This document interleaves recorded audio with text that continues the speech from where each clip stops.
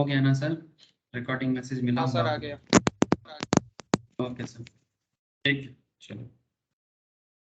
अच्छा again sir, good morning, good evening again all of you. अच्छा देखो, contract act में हम लोग लास्ट कुछ क्लासेस में काफ़ी डिटेल्स डिस्कशन किया। ये कॉन्ट्रैक्ट का बेसिक्स तो है नहीं, तो जिन लोगों का कॉन्ट्रैक्ट का बेसिक्स या कॉन्ट्रैक्ट का बैकअप नहीं हुआ है वो बाद में लाइव करेगा या फिर बैकअप देके रिकॉर्डिंग कर लेगा। लेकिन जिन लोगों का हो चुका है उन्हें पूरा समझ आएगा, जिनका नहीं हुआ है उन्हें भी आज का क्लास समझ में आ जाएगा सर। जिनका हुआ है वो भी समझ जाएगा, जिनका नहीं हुआ वो भी समझ जाएगा। अच्छा देखो, तो बेसिकली कॉन्ट्रैक्ट क्या है आप लोगों को पता है सर? कॉन्ट्रैक्ट क्या है? कॉन्ट्रैक्ट मीन्स, कॉन्ट्रैक्ट मतलब बिजनेस में जो डील होता है सर। इन सिंपल कॉन्ट्रैक्ट मतलब बिजनेस डील, ठीक है। अब बिजनेस डील कैसे होता है? बड़ा सिंपल होता है ना बिजनेस डील। बिजनेस डील में एक पार्टी होता है, दो पार्टी होता है ना, सिंपल। इधर ऐसा हो सकता है कि दो इंडिविजुअल पार्टी हो, ठीक है, या फिर ऐसा हो सकता है कि एक तरफ कोई कंपनी हो, दूसरी तरफ कोई पार्टनरशिप बिजनेस हो, या फिर ऐसा हो सकता है कि एक तरफ कोई सिंगल इंडिविजुअल हो, ऑपोजिट साइड में कोई गवर्नमेंट हो, ठीक है। वेरियस काइंड्स ऑफ कॉन्ट्रैक्ट हो सकता है। बिजनेस डील गवर्नमेंट के साथ इंडिविजुअल का हो सकता है, कंपनी के साथ कंपनी का हो सकता है, मतलब बी टू बी भी हो सकता है, बी टू सी भी हो सकता है, but concept is be to be basically, ठीक है। मतलब जब बिजनेस से बिजनेस का डीलिंग्स हो या बिजनेस से कस्टमर का डीलिंग्स हो, यही बेसिकली कॉन्ट्रैक्ट एक्ट का मेन फैक्टर है कि भाई डील को प्रॉपरली करना है। तो जिन लोगों का बेसिक्स ऑलरेडी हो चुका है वो बड़ा इजीली कनेक्ट कर सकता है ऑफर क्या है, एक्सेप्टेंस क्या है, ठीक है। ऑफर प्लस एक्सेप्टेंस में एग्रीमेंट कैसे होता है, ठीक है। डोंट वरी सर, जिन लोगों का नहीं हुआ तो जैसे जैसे करेगा बैकअप लेके फिर बाद में लाइव धीरे धीरे सारा समझ में आ जाएगा। लेकिन सर आज मैं आपको एक स्पेशल टॉपिक बताने जा रहा हूँ कॉन्ट्रैक्ट एक्ट में। कॉन्ट्रैक्ट एक्ट बहुत पुराना एक्ट है, 1872 का एक्ट है सर, ब्रिटिश जमाने का। लेकिन ऐसा नहीं कि वो एक्ट मतलब ब्रिटिश का लॉ अभी भी पढ़ा जाता है सर। एक्ट आया था उस टाइम पे, लेकिन उसका अमेंडमेंट होता गया। अमेंडमेंट मतलब टाइम टू टाइम उसमें बदलाव आता गया सर, जैसे जैसे सिचुएशंस हुआ, जैसे सोसाइटी को जरूरत पड़ा, जैसे बिजनेस को जरूरत पड़ा, उस हिसाब से हो गया सर, ठीक है। उस हिसाब से हो गया। एक सेकेंड सर, थोड़ा होल्ड करो, किसी का इश्यूज हो रहा है ज्वाइनिंग में।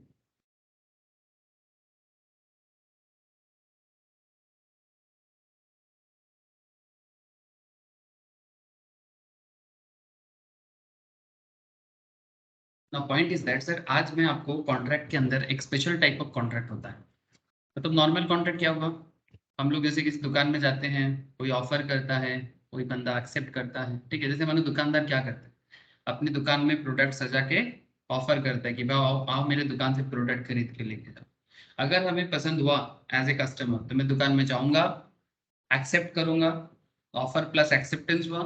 अब इसको अगर लीगली बाउंड किया जाए, ठीक है, लीगल बाउंड मतलब लॉ के थ्रू से इसको बांध देना, एक कॉन्ट्रैक्ट होना, एक डील साइन करना, ठीक है भाई आपका प्रोडक्ट मैं ले रहा हूँ। बेसिक कम से कम एक सिंपल चीज तो होता ही है सर कि एक जीएसटी बिल लिया जाता है, ठीक है, उसके थ्रू से भी वो भी एक कॉन्ट्रैक्ट है। ऐसे तो ये सेल ऑफ गुड्स एक्ट में डिटेल्स में बोला जाता है, लेकिन बेसिक लेवल में कॉन्ट्रैक्ट यही है, ठीक है। ऐसे इसका बेसिक में काफी डिस्कशंस हो चुका है। मैं जस्ट इसलिए थोड़ा सा रिपीट किया क्योंकि कुछ लोगों ने अभी भी बेसिक्स नहीं किया, तो मैं सोचा कि थोड़ा बता देते हैं सर। अच्छा, अब बात है sir contingent contract and quasi contract. बड़ा इंटरेस्टिंग कॉन्सेप्ट है सर, कॉन्टिंजेंट एंड क्वासी। ये वर्ड जाना पहचाना नहीं है, I understand sir. Contingent and quasi दोनों बड़ा अननोन टाइप ऑफ वर्ड्स है मैक्सिमम के लिए।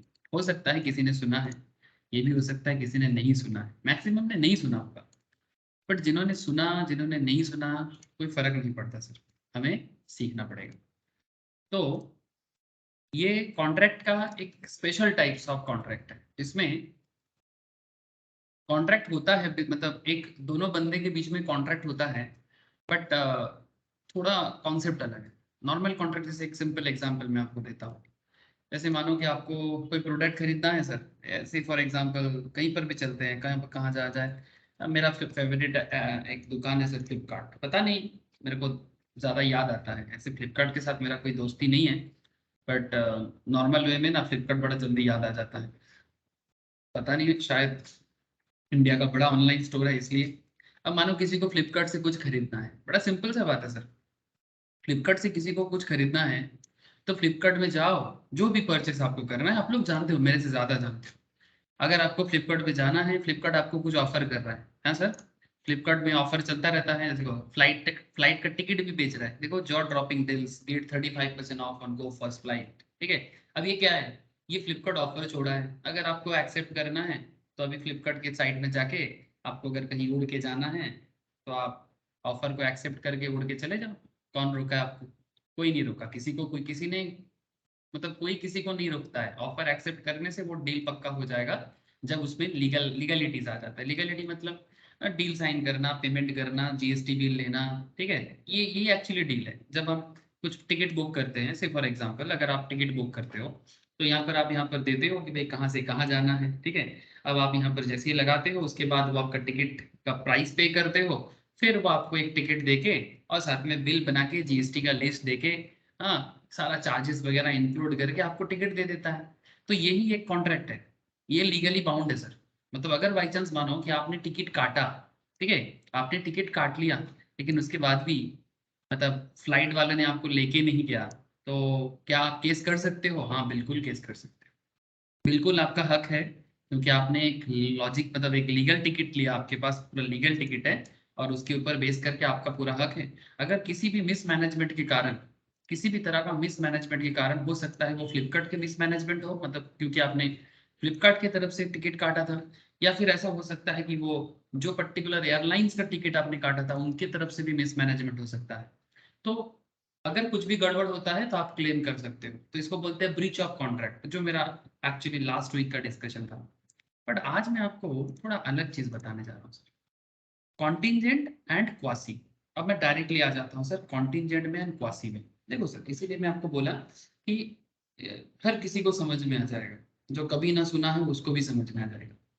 कॉन्टिंजेंट क्या होता है सर, ध्यान से सुनो, 2-4 मिनट कनेक्ट हो जाओगे। कॉन्टिंजेंट का मतलब होता है जो फ्यूचर इवेंट पे डिपेंड करता है, फ्यूचर इवेंट पे डिपेंड करता है, ध्यान से सुनना। फ्यूचर इवेंट पे डिपेंड करके जो कॉन्ट्रैक्ट होता है उसे कॉन्टिंजेंट कहते हैं। इसका मैं अभी बहुत सारा एग्जांपल देने वाला हूँ, थोड़ा वेट कर लो। मतलब हो सकता है कि फ्यूचर में हो, ऐसा भी हो सकता है कि वो पर्टिकुलर इवेंट फ्यूचर में ना हो, मतलब भविष्य में वो पर्टिकुलर काम हो भी सकता है, ना भी हो सकता है। ऐसे कॉन्ट्रैक्ट को कॉन्टिंजेंट कॉन्ट्रैक्ट कहा जाता है।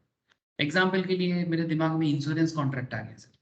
ठीक है, अब इंश्योरेंस में क्या होता है, हम लोग अलग अलग चीज़ों में इंश्योरेंस प्रीमियम भरते हैं। जैसे मानो हेल्थ इंश्योरेंस, ठीक है, जैसे मानो car insurance, there are lots of insurance, fire insurance, हाँ, कितना सारा इंश्योरेंस है। अगर मानो कि आपका गाड़ी एक्सीडेंट हुआ तो ही जाके आप क्लेम ले सकते हो, अगर एक्सीडेंट नहीं हुआ तो क्लेम नहीं मिलेगा, है ना। तो फ्यूचर इवेंट पे डिपेंड है ना, कि फ्यूचर में एक्सीडेंट हुआ तो मिलेगा, नहीं हुआ तो नहीं मिलेगा। तो जो फ्यूचर इवेंट पे डिपेंड करता है, जो हो भी सकता है ना भी हो सकता है, उसे कंटिंजेंट कॉन्ट्रैक्ट बोलते हैं। सिंपल, ठीक है। इसका और भी एग्जांपल है, इंश्योरेंस को छोड़ के वारंटी ले सकते हो आप कोई कम बड़े दुकान में जाके बड़ा सा कुछ प्रोडक्ट ले रहे हैं, ठीक है, जब भी हम लोग कोई महंगा चीज खरीदने जाते हैं तो हमें ना उसका वारंटी का बड़ा चिंता होता है कि नहीं होता सर, बोलो। जब हम लोग कोई एक्सपेंसिव चीज खरीदने जाते हैं हमें उसका वारंटी का चिंता होता है, ये सर नो, कोई भी प्लीज बताओ सर, चिंता होता है? हाँ सर। बिल्कुल चिंता होगा, है ना। जैसे मानो कि ये सोनी का mirrorless camera 1650 mm 55-210 mm zoom lenses, I don't know, मेरे को इतना नॉलेज नहीं है कैमरा का, बट इतना समझ में आ रहा है कि जितना लेंस अच्छा होगा, कॉमन सेंस लगा लेते हैं सर, जितना हाई मतलब होगा शायद उतना अच्छा फोटो आएगा, समथिंग लाइक दैट। ठीक है, सो पॉइंट इज दैट जब आप एक 78,000 का कैमरा या लेंस खरीदने जा रहे हो तो आपको जरूर चिंता होता है कि भाई अगर कुछ गड़बड़ हुआ, क्या कंपनी मुझे रिप्लेस करेगा, क्या कंपनी इसका वारंटी दे रहा है। ठीक है, आप देखो, आप यहाँ पर क्या देख रहे हो, अब फ्लिपकार्ट आपको 7 डे सेलर रिप्लेसमेंट पॉलिसी दे रहा है, मतलब अगर कुछ डिलीवरी में प्रॉब्लम हुआ तो ये फ्लिपकार्ट का है। लेकिन 7 दिन का बात नहीं है, ये लेंस वगैरह कोई 7 दिन के लिए थोड़ी खरीदते हैं सर, 7 डेज के लिए थोड़ी है। ये तो एक मोटा मोटी एक लाइफ लॉन्ग एसेट होता है लोगों का, मैं जितना जानता हूँ। अगर लाइफ लॉन्ग ना भी हो तो कम से कम 10 5-10 साल तो चलना चाहिए ना, और भी ज्यादा होना चाहिए। मेरा एक कैमरा था सर, बचपन में लिया था, क्लास 10th के बाद अभी भी कैमरा है, रील वाला कैमरा, तो लाइफ लॉन्ग काम आता है। मैं अभी कभी कभी देखता हूँ आजकल इतना हाई डेफिनेशन के ज़माने में वो 2000 में आसपास में लिया हुआ कैमरा का फोटो कैसा है। मेरे को लगता है कि अभी भी वही बेस्ट है, कितना भी हाई डेफिनेशन कैमरा आजकल यूज हम लोग करें, बट वो जो पुराने ज़माने में जो रील वाला कैमरा होता था ना, उसमें फोटो खींचने का ना मजा ही कुछ और था। ठीक है, क्योंकि आपको चिंता होता था कि रील खत्म हो जाएगा। ठीक है, अब क्या है ना, क्राइसिस में बेस्ट समझ में आता है। आजकल क्या है ना, एक फोटो खराब हो जाए तो दूसरा फोटो ले लेते हैं, ये अच्छा नहीं हुआ दूसरा ले। बट उस जमाने में क्या होता था, जब आपके पास अनलिमिटेड मेमोरी या स्टोरेज नहीं होता था, रील का लिमिटेशन होता था, और स्पेशली जब आप बाहर घूमने जाते हो, क्योंकि आपको आसपास में रील का दुकान नहीं मिलने वाला है, तो ऐसे सिचुएशंस में आप एक फोटो लोगे, ठीक है, और वही सुपर निकलने वाला है। सो क्या हो रहा है ना, क्राइसिस में ना बंदा सबसे बेस्ट देता है, तो इसलिए मेक क्राइसिस, ठीक है, तब अपने आप से तो अंदर से बेस्ट निकालो, मतलब क्राइसिस क्रिएट करके बेस्ट निकाला जा सकता है। सर ये एक कॉमन एग्जांपल था, कोई बात नहीं, बट पॉइंट पे आ जाते हैं। अब इसमें जो मेन पॉइंट था वो था 2 ईयर वारंटी। अब ये 2 साल का वारंटी क्या है, ये पर्टिकुलर कैमरा कंपनी आपको 2 साल का वारंटी दे रहा है। अच्छा, अब इसमें एक बात है सर, मानो कि ये लेंस जो है या कैमरा जो है, अगर ये खराब होता है तभी जाके इसका वारंटी कुछ काम आएगा, नहीं तो ये वारंटी क्या काम का। मतलब 2 साल में अगर आपको कुछ भी मैन्युफैक्चरिंग डिफेक्ट होता है, तो सोनी की तरफ से आपको रिप्लेसमेंट या मैन्युफैक्चरिंग के लिए service, repairing, something like that, जो कंपनी का डील में होता है, जो उनका टर्म्स कंडीशंस होता है, वो आपको देगा।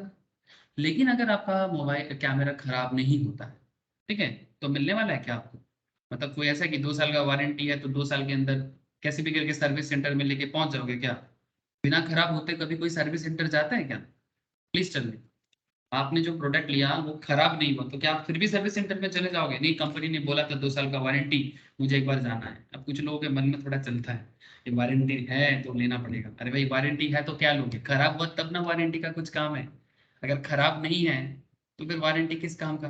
तो ये रहा कॉन्टीजेंट, ठीक है। कॉन्टीजेंट क्या हो गया सर, फ्यूचर इवेंट पे डिपेंड करने वाला एक कॉन्सेप्ट, मतलब फ्यूचर में होगा तो कंपनी बाउंड है, क्योंकि 2 साल का वारंटी है, ठीक है। और ऐसे नॉट जस्ट कैमरा, आजकल लैपटॉप, मोबाइल, हर हर चीज में ये आता है सर, स्पेशली अगर वो इलेक्ट्रॉनिक्स या इलेक्ट्रिकल्स प्रोडक्ट हो, ठीक है, इस पे वारंटी। जैसे सिंपल लेवल में, अगर घर पे कभी ट्यूबलाइट खराब हो जाता है ना, हम लोग दुकान में जाते हैं, CFL LED लाइट खराब हो जाता है, दुकान में जाते हैं तो सबसे पहले जाके पूछते हैं, दादा एक अच्छा सा लाइट दिखाओ। अब जैसे बोला कि भाई अच्छा सा लाइट है, तो दाम बोला, पूछा, तो जैसे प्राइस पूछा तो दुकानदार ने बताया 300 रुपीज, ठीक है। अब सेकंड में हमारा दूसरा सवाल आ जाता है, अच्छा 300 रुपीज है, वारंटी है कि नहीं है, मतलब अगर मानो कल लाइट खराब हो गया तो रिप्लेस, तो कंपनी तो संगे संग दुकानदार क्या करता है, अपना परमानेंट मार्कर लेता है। देखा कभी आप लोगों ने, कभी ट्यूबलाइट खरीदने जाया करो सर, ठीक है, कभी LED बल्ब खरीदने जाया करो, ठीक है, तो पता चल जाएगा। LED बल्ब खरीदने गुड जाते इवनिंग हैं, सर। हाँ गुड इवनिंग सर, ठीक है, LED बल्ब वाले उस पर लिख देता है, मतलब जिस डेट पे आप परचेस करते हो उस डेट से लेके 1 ईयर का वारंटी है, मतलब 1 साल के अंदर अगर आपका LED में कुछ प्रॉब्लम होता है, सीधा रिप्लेस। मतलब बड़े बड़े जो LED कंपनीज है वो वादा करता है, ठीक है, कि रिप्लेस करेगा, जैसे कि सूर्या, जैसे कि फिलिप्स, ये सब आप लोग जानते हो, मेरे से ज्यादा नॉलेज होगा आप लोग को। सो मैं इसलिए बोल देता हूँ मेरे से ज्यादा, क्योंकि आजकल सर ये सब चीजें लोगों का बहुत नॉलेज होता है, लेकिन आप कॉन्सेप्ट समझ गए होंगे ना सर। तो ये कॉन्टिजेंट लायबिलिटी होता है, लेकिन ये ऐसा नहीं कि आपने प्रोडक्ट खरीदा तो आपको मिल जाएगा, अगर परचेज की कंडीशंस पे ऐसा लिखा है तो ही जाके आपको मिलेगा, तो इसे कॉन्टिजेंट कॉन्ट्रैक्ट कहते हैं सर।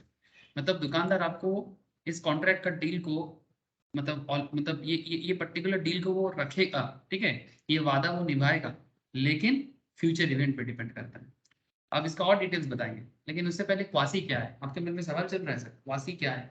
सर क्वासी ना ऐसे लोगों के बीच में कॉन्ट्रैक्ट होता है जो कभी कॉन्ट्रैक्ट का पार्ट ही नहीं था। सर क्या बात कर रहे हो, जो कॉन्ट्रैक्ट करना ही नहीं चाहता, फिर भी उनके बीच में कॉन्ट्रैक्ट हो जाता है। सर ऐसा भी होता है क्या, हम चाहेंगे नहीं किसी के साथ कॉन्ट्रैक्ट करना, किसी के साथ कोई डील नहीं करना है मुझे, फिर भी मेरे साथ उसका डील हो जाएगा। हाँ सर हो जाएगा, आपका ना चाह के भी हो सकता है, लेकिन ये अचानक होता है, बोल के नहीं होता, अचानक से हो जाता है, कभी कभार गलती से हो जाता है, ठीक है, क्वासी। से फॉर एग्जांपल मानो कि आपको रास्ते में, इसका बड़ा सबसे फेमस एग्जांपल क्वासी का, कि आपको रास्ते में कोई किसी का वॉलेट या पर्स मिल गया। हाँ सर, रास्ते में पड़ा हुआ चीज, ध्यान से सुनना बात को, अब आगे और भी एग्जांपल देंगे। इसको ऐसे बोला जा सकता है फाइंडर ऑफ द गुड्स, ठीक है, फाइंडर ऑफ, ठीक है। इट्स लाइक कि कोई गुड्स रास्ते में पड़ा हुआ है, ठीक है, जस्ट ऐसे ही इमेज एग्जैक्टली ऐसा है, अभी आपका नहीं है, मानो ये किसी और का है, ठीक है, ये किसी और का है, आपका नहीं है, आपको रास्ते में पड़ा मिला, क्या करोगे सर? पैसा निकाल के पॉकेट में रख लेंगे क्या? क्या कहता है एथिक्स, क्या कहता है सर? बोलो, मोरल क्या कहता है? मोरल क्या जिसका कहता है है? उसको वो लौटाना होगा। हाँ बस, और এটা পুলিশ স্টেশনে নিয়ারেস্ট পুলিশ স্টেশনে জমা দেবো। Very good sir. या फिर अगर आपको पुलिस से भरोसा नहीं है, जैसे हमारे देश में पुलिस से भरोसा बहुत खतरनाक है सर आजकल, তাহলে স্যার मतलब এখানে নিশ্চয়ই কোনো আইডি All থাকবে cards যেখান থেকে मेरी পাওয়া जगह যাবে पे जमा दिए। certificate। या फिर आप ऐसे कर सकते हो कि इसके अंदर से कांटेक्ट नंबर वगैरह अगर आपको मिल जाए, ठीक এখান है, থেকে যে আইডি পাবো সেখান থেকে যোগাযোগ हाँ, করে দিয়ে দেবো। ठीक है, कनेक्ट करके आप उनको पहुंचा दो, यही आपका मोरालिटी कहता है ना, ठीक है। लेकिन आप यहाँ আর पर এটাই सुनो बात, ইয়েতে স্যার এটাই এই বাইলেটারাল কন্ট্রাক্টের ওটা পড়াচ্ছেন নাকি? Contingent, contingent contract, contingent and quasi, ठीक है, হ্যাঁ কুয়াসি कॉन्ट्रैक्ट कुआसी क्वासी, सॉरी। ठीक है, दिस इज कॉल्ड क्वासी। अब क्वासी में क्या होता है कि बंदा चाहते ही नहीं है कि कॉन्ट्रैक्ट में पड़े, लेकिन जब भी आप किसी का चीज ऐसे रास्ते में पड़ा हुआ चीज आपके हाथ में आ जाए ना, तो ये ऑटोमेटिक कॉन्ट्रैक्ट है, ऑटोमेटिक कॉन्ट्रैक्ट। आप इससे ना मुकर नहीं सकते, मतलब आप इससे इसको इग्नोर नहीं कर सकते। हाथ में उठाया तो आपका जिम्मेदारी होता है सर। क्यों? अगर मैं फिर से वहीं पर रख दूं तो नहीं, आप नहीं रख सकते, क्योंकि ये एक गैर जिम्मेदार वाला काम हो जाएगा। गैर जिम्मेदार समझते हो? इट्स लाइक कि एक ट्रू सिटीजन का क्या काम है सर? हमारे देश में ना लोग डिग्री के पीछे भाग रहे हैं। प्रॉब्लम ये है कि डिग्री के पीछे भागते भागते हम लोग यही भूल गए कि व्हाट इज दी, मतलब एजुकेशन का मेन पर्पस क्या है, ठीक है। जो भी हो, बट सिटीजनशिप, ट्रू सिटीजन बनना बहुत जरूरी होता है सर समाज में, ठीक है, एक अच्छा इंसान। हम लोग बचपन से सुनते हैं, बचपन से जब भी कोई बड़े को हम लोग प्रणाम करते थे ना, as per hour Indian culture, ठीक है, चलता है इंडियन कल्चर में ऐसा सिस्टम होता है कि बड़े जो है, जो रेस्पेक्टेड पर्सन थे, उसको आप पैर छू के आशीर्वाद दो। तो आशीर्वाद में ज्यादातर केस में एक ही वर्ड्स बहुत सुना जाता था कि मानुष हो, ठीक है, मतलब मानुष हो इन द सेंस एक अच्छा इंसान हो, ठीक है, बाबा बड़ो है मानुष हो, ऐसा एक वर्ड यूज किया जाता। तो ये सुनना इतना खराब चीज नहीं था सर, ठीक है, मतलब ये सुनते सुनते ना लोगों के मन में ना एक चिंता होता था कि भाई मुझे गलत काम नहीं करना चाहिए, मुझे एक अच्छा ह्यूमन बीइंग बनना चाहिए, ठीक है। तो ये सिखाते हैं सर, ये चीज हमारे इंडियन कल्चर में भर भर के था, अभी भी है। आई थिंक अभी भी हम लोग इतना भी खराब नहीं हो गए, लेकिन आप देखो समाज किधर जाता है, बट वट एवर। लेकिन लॉ इसको लेके डायरेक्टली आपको बता दिया, लॉ बना दिया, ठीक है। अब आप तो नहीं सुनोगे, ज्यादातर केस में लोग क्या करते हैं सर, किसी का पर्स मिल गया तो आज तो दिन अच्छा गया आज तो मजा आ गया, आज तो 10,000 मिल गया ऐसे ही फोकट में, ठीक है, आज पार्टी, ठीक है, मतलब बहुत लोग ऐसे हैं सर, मैं देखता हूँ किसी का चीज मिल गया तो फिर पार्टी हो गया, ठीक है। सो ये मेंटेलिटी खराब चीज है। और लॉ आपको क्या कहता है? लॉ आपको कहता है कि भाई ये आपका, आप लीगली बाउंड हो, जिसका चीज उसको लौटा दो। हाँ सर, मेरा अगर खर्चा हो गया तो मानो जिसका चीज है वो यहाँ का नहीं है, दूसरे स्टेट का है, या दूसरे सिटी का है, या दूसरे कंट्री का है, सर आप उनसे कम्युनिकेट करो, आप एंड तक ट्राई करो, जो खर्चा होगा वो आप उनसे क्लेम कर सकते हो कि भाई, आप फोन में बोल दो या लेटर में बोल दो कि भाई मेरे को इतना खर्चा पड़ेगा, आप वो देने के लिए बाउंड है। आपका जो भी खर्चा आएगा ना उस तक ये पर्टिकुलर चीजें पहुंचाने के लिए, तो वो जो इसका ओरिजिनल ओनर है वो बाउंड है, लीगली बाउंड है, आपको उसका खर्चा रिपे करेगा। सर अगर बाद में वो ब्रिज कर दिया तो, ब्रिज कर दिया मतलब तोड़ दिया, तो ऐसा जो वादा करके अगर नहीं भूल गया तो सर इन दैट केस आप क्लेम कर, मतलब केस सू कर सकते हो, ठीक है, कोर्ट में केस सू कर सकते हो कि तब वो बात कोर्ट में जाएगा कि भाई ये बंदे का मैंने ऐसा किया था, बदले में मेरा इतना खर्चा आया, और बंदा मेरे को पेमेंट करने में ना कर पाया, मेरा जो खर्चा आया था वो देने के लिए वो इग्नोर कर रहा है, तो ये केस बनेगा सर, बिल्कुल ये केस बनेगा। अब कोर्ट ना बड़ा मतलब सोच समझ के डिसीजन लेता है, कोर्ट बड़ा सोच समझ के डिसीजन लेता है, और कोर्ट एकदम जो रीजनेबल है वही डिसीजन लेगा। जैसे आज कोर्ट का एक डिसीजन आया, मैं आपको बताता हूँ, एक एक अलग डिसीजन है, बट फिर भी आपको मैं सुनाता हूँ कि क्या हुआ है। सौरभ गांगुली बीसीसीआई का चीफ था, आप लोगों को पता हो, ठीक है। अब सौरभ गांगुली बीसीसीआई चीफ था, तो सौरभ गांगुली के बीसीसीआई का पोस्ट खत्म हो गया था। आप ये देखो सर, ये कोर्ट का आज का डिसीजन देखो, आपको पता चल जाएगा कि क्या हुआ है। Calcutta high court dismisses petition over Sourav Ganguly removal as BCCI president. अब ये सेल ऑफ गुड्स के साथ डायरेक्टली कनेक्टेड नहीं है, बट मैं आपको बस एक छोटा सा चीज कनेक्ट करने के लिए बोल रहा हूँ कि कोर्ट कैसे डिसीजन लेता है। अब कलकत्ता हाई कोर्ट में एक एक केस जमा पड़ा था, ठीक है। क्या हुआ था कि एक मतलब पब्लिक लिटिगेशंस में एक केस जमा हुआ था कि सौरभ गांगुली को पॉलिटिक्स करके सेंट्रल गवर्नमेंट ने बीसीसीआई की तरफ से उसका प्रेसिडेंट का पद छीन लिया गया, ठीक है। ऐसा करके किसी एक लॉयर ने ही हाई कोर्ट में केस कर दिया, ठीक है। तो आज उस केस का हाई कोर्ट की तरफ से सुनानी था, मतलब हियरिंग था। तो सौरभ गांगुली तो नहीं गया ऑब्वियसली, उसका जो लॉयर थे वो कोर्ट में थे। तो हाई कोर्ट का जो जज थे उन्होंने गांगुली के लॉयर को पूछा, क्या आप लोग मानते हैं कि सौरभ गांगुली को मतलब मतलब जानबूझ के बीसीसीआई प्रेसिडेंट के पद से हटाया गया है? तो एकदम लॉयर एक्चुअली सौरभ के बिहाफ में बात करेंगे, और ऐसा कुछ भी नहीं हुआ है सर। बंगाली इमोशंस इसको लेके फालतू का पॉलिटिक्स कर रहा है। मैं आपको लीगल चीज बताता हूँ। सौरभ का 3 साल का टर्म था, सुप्रीम कोर्ट ने सौरभ गांगुली को 3 साल के लिए बीसीसीआई का प्रेसिडेंट बनाया था। फालतू का बंगाली इमोशंस को यहाँ पर लाने का कोई मतलब नहीं होता। आज तक बीसीसीआई हिस्ट्री में, board of cricket control in India की हिस्ट्री में, कोई एक प्रेसिडेंट 3 साल से ज्यादा कंटिन्यू नहीं किया, ठीक है, प्रेसिडेंट के पद। अब इसको लेके कंट्रोवर्सी न्यूज चैनल वाले बहुत कुछ दिखाता है, आप लोगों ने भी शायद देखा होगा। But what is the main point? Sir main point is that जब लॉयर को पूछा गया, सौरभ गांगुली के लॉयर को पूछा गया कि क्या आपको लगता है कि सौरभ गांगुली को 3 साल के लिए ये कर दिया गया, मतलब सौरभ गांगुली के बिहाफ में वो जवाब दे रहे नहीं, मेरा टर्म खत्म हो गया था, इसीलिए मैं खुद ही और न्यूली नॉमिनेशन नहीं भरा। और जो न्यू बोर्ड ऑफ प्रेसिडेंट बना है दैट इज रॉजर बिनी, जो former Indian world cup winning team का हिस्सा मेंबर है 1983 वाला, तो उनका जो प्रेसिडेंटशिप आया है और वो मैं समर्थन करता हूँ, ठीक है। तो ये सब तो हो गया।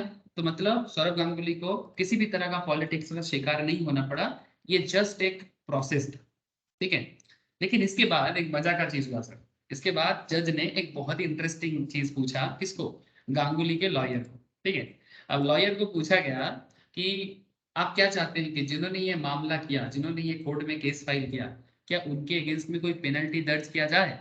तो सौरभ गांगुली के लॉयर ने बोला नहीं।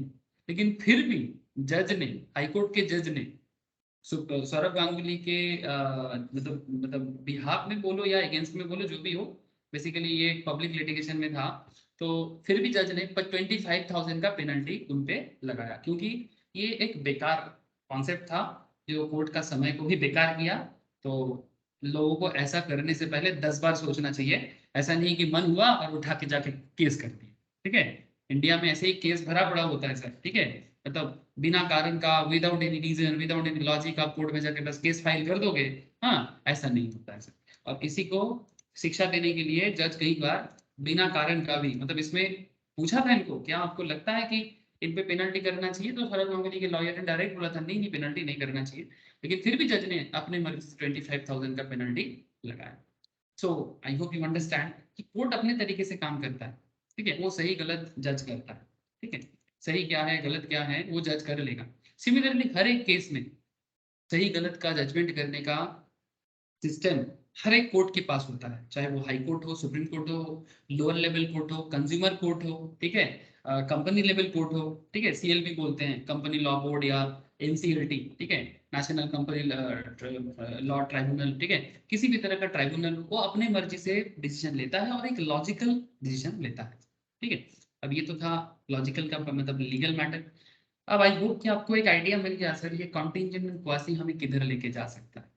हाँ सर, कॉन्टिंजेंट एंड क्वासी हमें किधर लेके जा सकता है? अब सौरभ गांगुली वाला केस जस्ट एक लॉ का एग्जाम्पल था, इसके साथ क्वासी या कॉन्टिंजेंट का कोई डायरेक्ट लिंक नहीं था सर, ठीक है।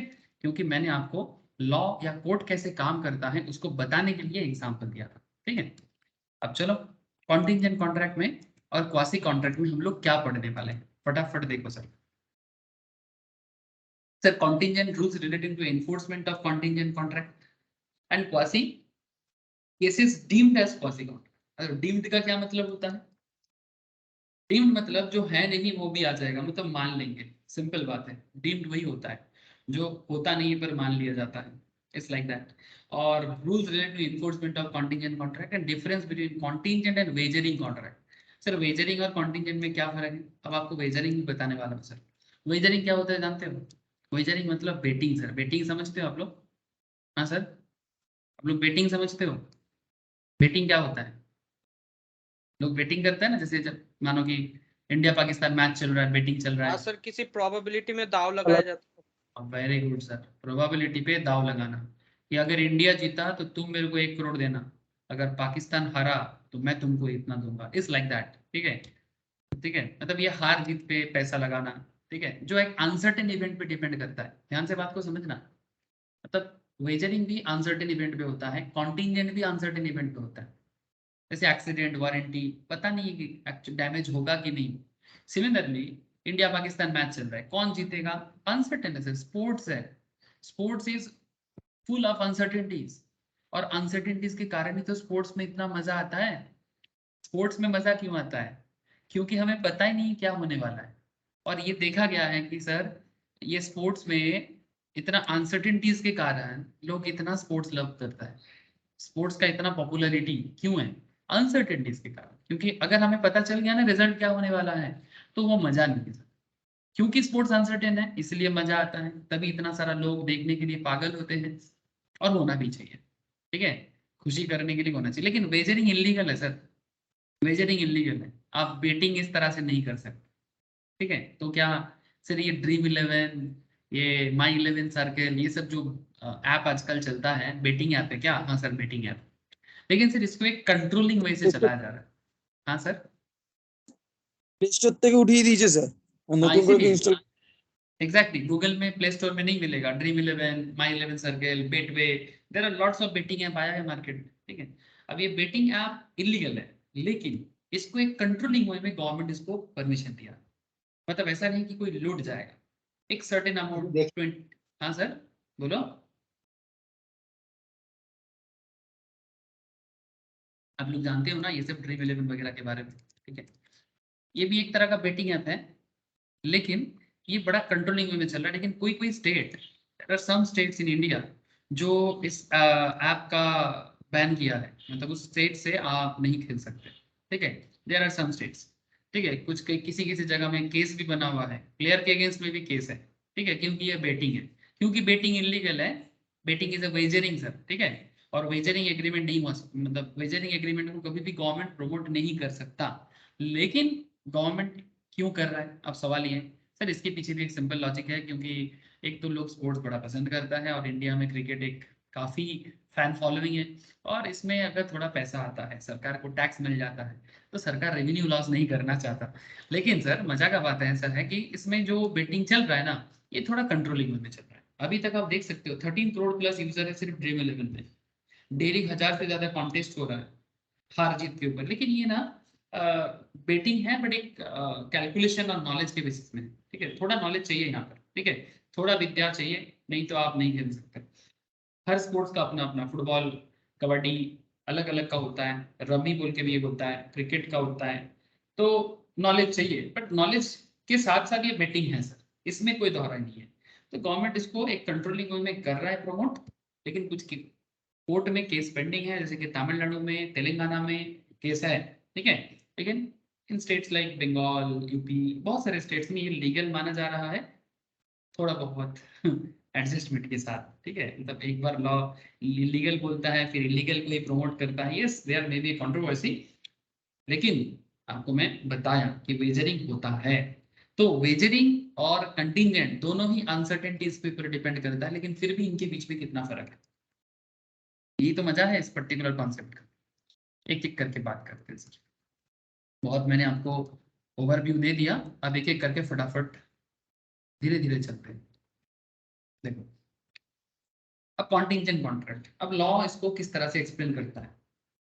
We shall briefly examine what is called a contingent contract. देखो, नॉर्मल कॉन्ट्रैक्ट क्या होता है? एक ऑफर होता है, एक एक्सेप्टेंस होता है। मैं आपको पहले ही स्टोरी सुना है, उसे हम क्या करते हैं? एनफोर्स ऑफर प्लस एक्सेप्टेंस में क्या होता है सर, ये एकदम बेसिक्स में बताया जाता है, एकदम पहला क्लास में एग्रीमेंट। अब एग्रीमेंट जब एनफोर्सेबल बाय क्या होता है सर, बोलो।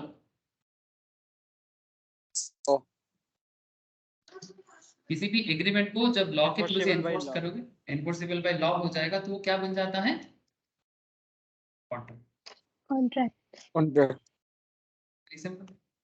लेकिन अब कॉन्टिजेंट कॉन्ट्रैक्ट क्या है, व्हाट इज कॉल्ड कॉन्टिजेंट?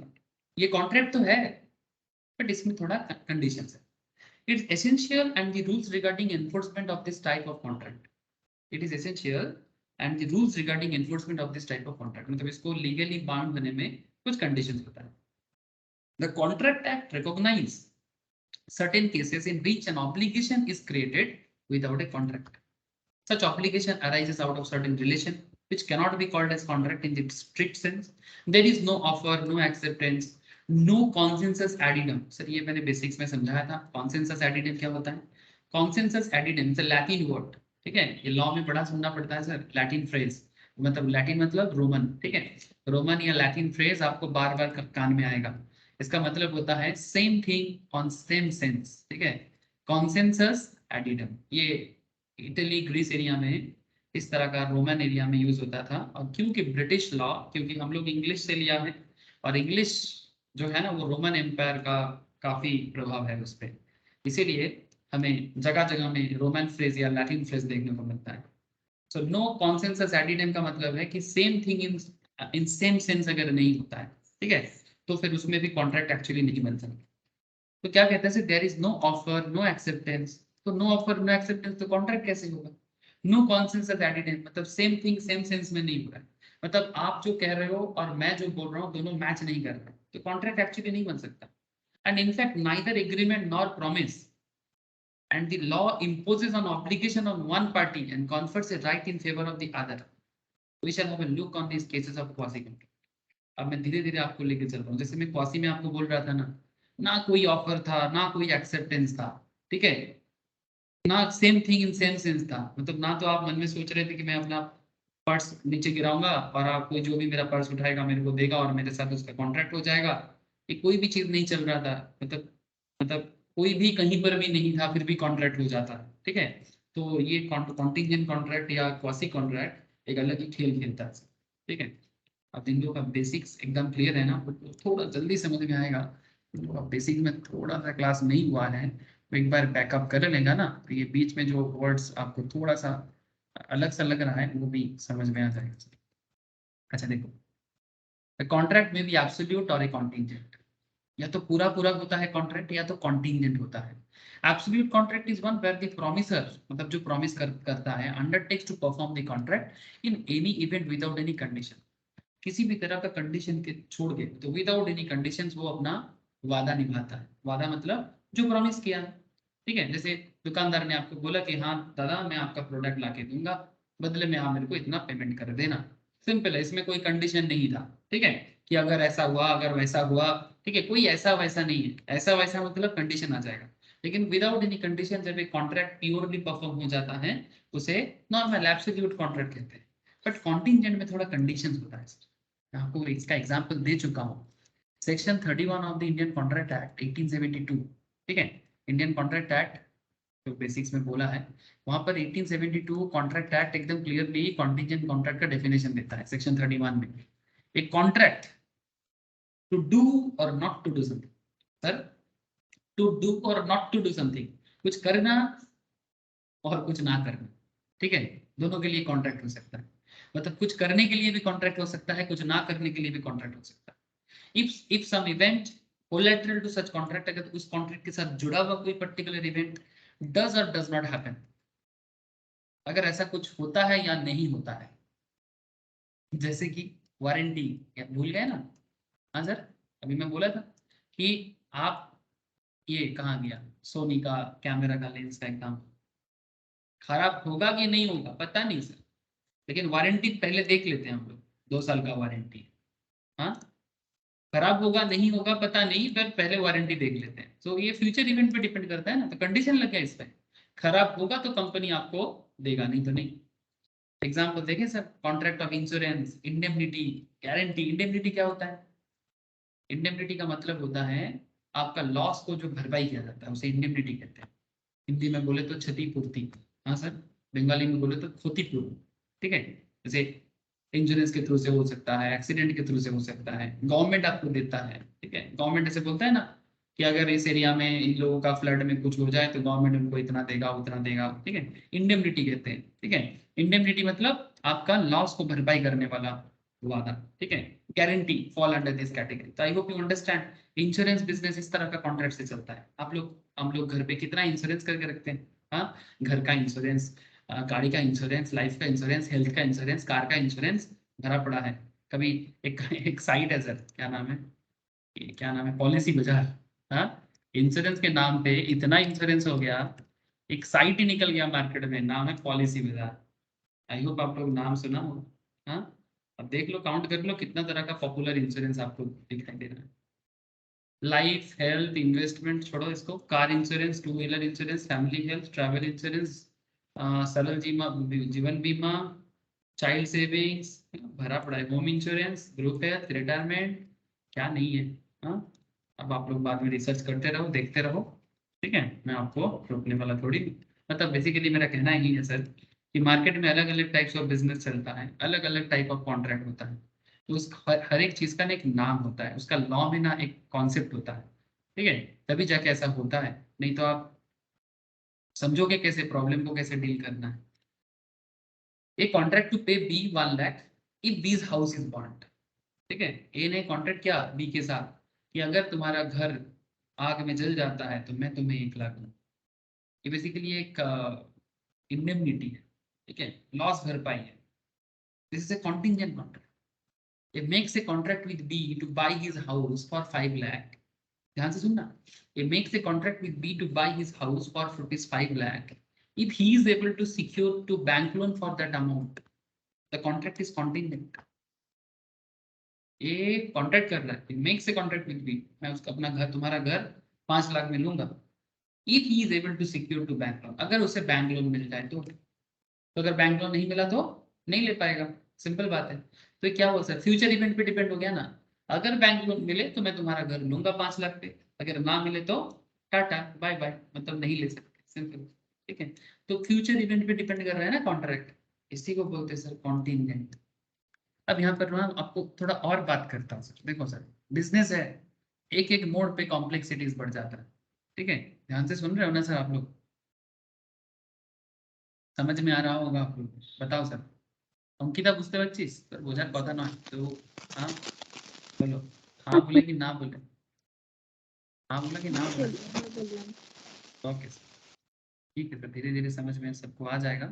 कुछ लोग तो जरूर समझ में आ रहे हैं, बट कुछ लोगों में भी थोड़ा दिक्कत हो रहा है। जैसे बेसिक्स हो जाएगा आप लोग, ईच एंड एवरीथिंग एकदम ना मतलब विजिबल हो जाएगा आंखों के सामने कि वो क्या रहा है, क्यों हो रहा है, किस लिए हो रहा है, ठीक है। कोई बात नहीं सर। अब देखो, अब meaning of collateral event, Pollock and Mulla. कौन है सर पॉलोक एंड मूला, ऐसा लग रहा है पालू साग और मूला का बात कर रहे हैं। अरे छोड़ो यार, पॉलोक मतलब ये टाइटल होता है, ये नॉर्मली यूरोपियन टाइटल है, ठीक है।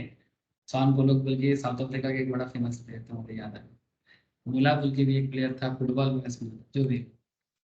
तो मीनिंग ऑफ कोलैटरल इवेंट में Pollock and Mulla defined collateral event as an event. मतलब ये लोग कौन है सर, ये लोग बेसिकली बिजनेस लॉयर है, जो लॉ को बनाने वाले में से कोई है, ठीक है। So Pollock and Muller define collateral event as an event which is neither performance directly promised as part of the contract, nor the whole of the consideration for a promise. Example, क्या मतलब पोलोक and मुला क्या कहना चाहता है, पोलोक और मुला क्या कहना चाहता है, ए कॉन्ट्रैक्ट टू पे बी 1 लाख इफ बीज हाउस इज बर्न्ड। अगर घर आग में जला तो 1 लाख देना है, दिस इज ए कॉन्टिंजेंट। अगर नहीं जला तो नहीं मिलेगा। That is the burning of the B's house is neither a performance promised as part of the contract. मतलब घर जलना ये कोई प्रॉमिस नहीं कि घर जला दिया जाएगा। तो burning of the B's house is neither a performance promised as part of the contract, nor it is the consideration obtained from B कि भाई तुम घर को जलाते हो तो मैं तुमको इतना दूंगा। The liability of A arises only on the happening of the collateral event। मतलब सिंपल बात है कि तुम्हारा घर अगर जला तो ही जाके मैं तुमको ये 1 लाख पेमेंट करूंगा, जो मेन कॉन्ट्रैक्ट का एक कोलैटरल इवेंट है। कोलैटरल इवेंट मतलब जुड़ा हुआ इवेंट, ठीक है, जो मेन कॉन्ट्रैक्ट के साथ इसका कोई कनेक्शन नहीं है, मतलब जो एक फ्यूचर इवेंट पे डिपेंड करता है। ठीक जैसे कंपनी आपको वारंटी देता है कि अगर आपका घड़ी खराब हुआ तो कंपनी आपका घड़ी रिप्लेस करेगा या फिर आपको रिपेयर में फ्री में रिपेयर करेगा, ये कोलैटरल इवेंट है। ठीक है, इसी के बारे में पोलो कैन मुल्ला ने कहने का कोशिश किया। बट इसमें जो आपको गारंटी मिलेगा कि नहीं इतना पैसा आपको दिया जाएगा, बट वो तो डिपेंड कर रहा है ना, वो कोलैटरल इवेंट पे डिपेंड कर रहा है। This is called collateral event. ठीक है, जैसे यहाँ पर और एक है, A agrees to transfer his property. A बोल रहा है कि भाई मैं अपना प्रॉपर्टी बी को देने वाला हूँ। If our wife C dies, अगर सी का वाइफ का डेथ होता है तभी जाके मैं बी को प्रॉपर्टी ट्रांसफर करूंगा। So this is a contingent contract because the property can be transferred only when C dies. तो ये कोलैटरल है, कनेक्टेड, ये कोलैटरल है। ठीक है, मतलब ऐसा नहीं कि जैसे मतलब सी का मरना एकदम तय है, ऐसा कहीं पर भी नहीं है, बट ये कंडीशन है। जैसे ठीक यहाँ पर घर जलना कोई प्रॉपर रीजन नहीं था कॉन्ट्रैक्ट का कि भाई घर जलाना ही है, ऐसा नहीं है। The burning of these houses neither a performance promised as part of the contract. ऐसा नहीं कि घर जला ही जाएगा, ऐसा नहीं है, जल सकता है फ्यूचर में, may be may not be. Similarly C मरेगा, इसका कोई गारंटी है क्या? मर भी सकता है, ना भी मर सकता है। किसी का डेथ के बारे में कौन क्या कह सकता है? हाँ, चाहे कितना भी बीमार क्यों ना, डेथ के बारे में बोलने वाला ऊपर वाला। कितना लोग है सर अपना तबीयत खराब लेके जिंदगी भर निकल जाता है, कितना लोगों का कुछ नहीं होता फिर भी गुजर जाते हैं, है ना। कहा जाता है सर, बंगाली देर आर एक टर्म्स है सर, एक कहावत है, बोला जाता है कि जन्मों मृत्यु विवाह, मतलब मतलब किसी का डेथ, किसी का बर्थ और किसी का मैरिज कहा नहीं जा सकता। ये कहावत है, बंगाली में बोलते हैं जन्मों मृत्यु विवाह बोला जाएगा। ये कहावत है, बट कहावत का सच्चाई है सर, बिल्कुल सच्चाई है, मतलब एकदम हार्डकोर ट्रूथ है in reality. So I hope you understand, जो एक फ्यूचर इवेंट पे डिपेंड करता है, लेकिन वो कॉन्ट्रैक्ट का पार्ट नहीं है। किसी का मरना, किसी का जलना is not the main part of the contract, but this is the collateral. अगर ऐसा हुआ तो कॉन्ट्रैक्ट होगा, नहीं तो नहीं। समझे सर? बोलो, आप लोगों को समझ में आया ना मीनिंग ऑफ कोलैटरल इवेंट? हाँ सर, হ্যাঁ পারছি বুঝতে। Okay sir. Essential of A contingent contract. Contingent contract का मेन एसेंशियल क्या है? The performance of a contingent contract would depend upon the happening or non-happening of some event or conditions. The condition may be precedent or subsequent. हो सकता है पहले हो या बाद में। A promises to pay 50,000 to B if it rains on the first of the next month. Sir, अगर next month के फर्स्ट में रेन होता है तो A प्रॉमिस कर रहा है B को 50,000 देगा। ऐसा तो ये एक तरह का वेजरिंग दिख रहा है, बट फिर भी चलो ठीक है, अगर कोई किसी का शौक हुआ कि बारिश होने पे मैं 50,000 देने वाला हूँ, ठीक है, लेकिन बारिश होगा कि नहीं होगा ये कौन कह सकता है सर? हाँ, बारिश के बारे में कहना बहुत मुश्किल होता है। हाँ, आजकल वेदर डिपार्टमेंट कड़ा मतलब काफी मतलब एडवांस हो चुका है, वेदर अपडेट मिल जाता है, फिर भी नॉट इन एवरी केस आप गारंटी के साथ नहीं कह सकते कि बारिश होगा। ठीक है, बहुत मुश्किल होता है। ठीक है, सो जो हैपनिंग और नॉन हैपनिंग में डिपेंड कर रहा है, तो वो एक कंटिजेंट का एसेंशियल मैटर होता है। The event referred to as collateral to the contract. The event is not part of the contract. The event should be neither performance promise nor a consideration for a promise. मतलब जो particular concept को लेके, जैसे हम लोगों ने अभी जो बोला आपको कि किसी का मर जाना, किसी का जल जाना, घर का जल जाना, इंसान का मर जाना, ये किसी पर्टिकुलर परफॉर्मेंस नहीं है। मतलब ये प्रॉमिस नहीं है कि भाई यहाँ जलना है, मरना है, ना ही परफॉर्मेंस जो है वो प्रॉमिस किया जा रहा है, और ना ही उसके बदले में जो मिलेगा उसका भी प्रॉमिस होता है। मतलब ऐसा नहीं कि घर जला और 1 लाख दिया जाएगा, ऐसा नहीं होता। वो अलग बात, कुछ लोग जानबूझ के घर जला के फिर बोलते हैं कि मेरा घर जल गया तो आपको देना पड़ेगा, वो तो बदमाशी है, वो तो डुप्लीकेसी है। कुछ लोग ऐसे करते हैं सर, ऐसे घटना घटा है प्रैक्टिकल लाइफ में। जैसे मुझे याद आ रहा है कि कुछ कंपनीज क्या करता है, जैसे कोलकाता में ऐसे सुना गया था, प्रूफ तो नहीं हो पाया। न्यू मार्केट में एक मॉल है सर, सिटी मार्ट बोल के, एक बड़ा शॉपिंग मॉल है। उस पहले वो मतलब सिनेमा हॉल हुआ करता था, ग्लोब लाइट हाउस बोल के। बाद में 2000 के आसपास में आके वो उसको सिनेमा हॉल को सिटी मार्ट बोल के एक कंपनी है, आप लोगों में से बहुत लोगों को पता होगा, शॉपिंग मॉल बना दिया है। अब सिटी मार्ट का ना सेल बीच में बहुत गिर गया था, तो जैसे ही उसका सेल गिरा, सिटी मार्ट वालों ने एकदम न्यू मार्केट के पीछे ही फायर ब्रिगेड है, पर फिर भी वो आग शॉर्ट सर्किट बोल के आग लगाया, ऐसे कहा गया है, प्रूफ तो नहीं हुआ, बट ऐसा डाउट किया जा रहा था कि वो जानबूझ के आग लगाया और देरी करके फायर ब्रिगेड को बताया ताकि आग लगे, उसका चीजें खराब हो जाए और उसको इंश्योरेंस कंपनी से अपना जो क्लेम है वो ले पाए, और ताकि वो न्यूली दुकान को बना पाए, ठीक है, क्योंकि उसके पास कैपिटल भी खत्म हो गया था। लेकिन ये इलीगल है, आप ऐसा नहीं कर सकते, ठीक है। But what ever, I hope you understand कि मतलब ये मतलब आग लगाना, मर जाना जो कोलेटरल है, बट वो परफॉर्मेंस ऑफ प्रॉमिस या कंसिडरेशन फॉर ए प्रॉमिस नहीं है, इसलिए कहता है sir the event refer to as collateral to the contract, ठीक है।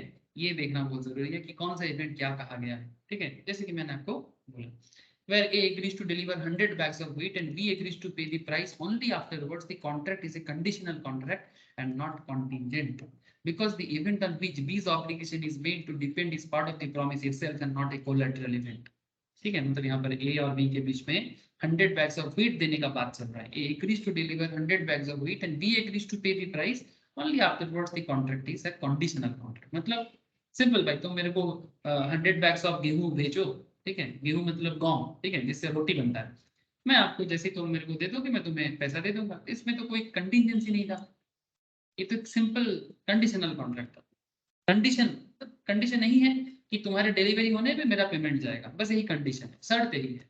बट कॉन्टिजेंसी जो फ्यूचर इवेंट पे डिपेंड करता है, because the event on which B's obligation is made to depend is part of the promise itself and not a collateral event।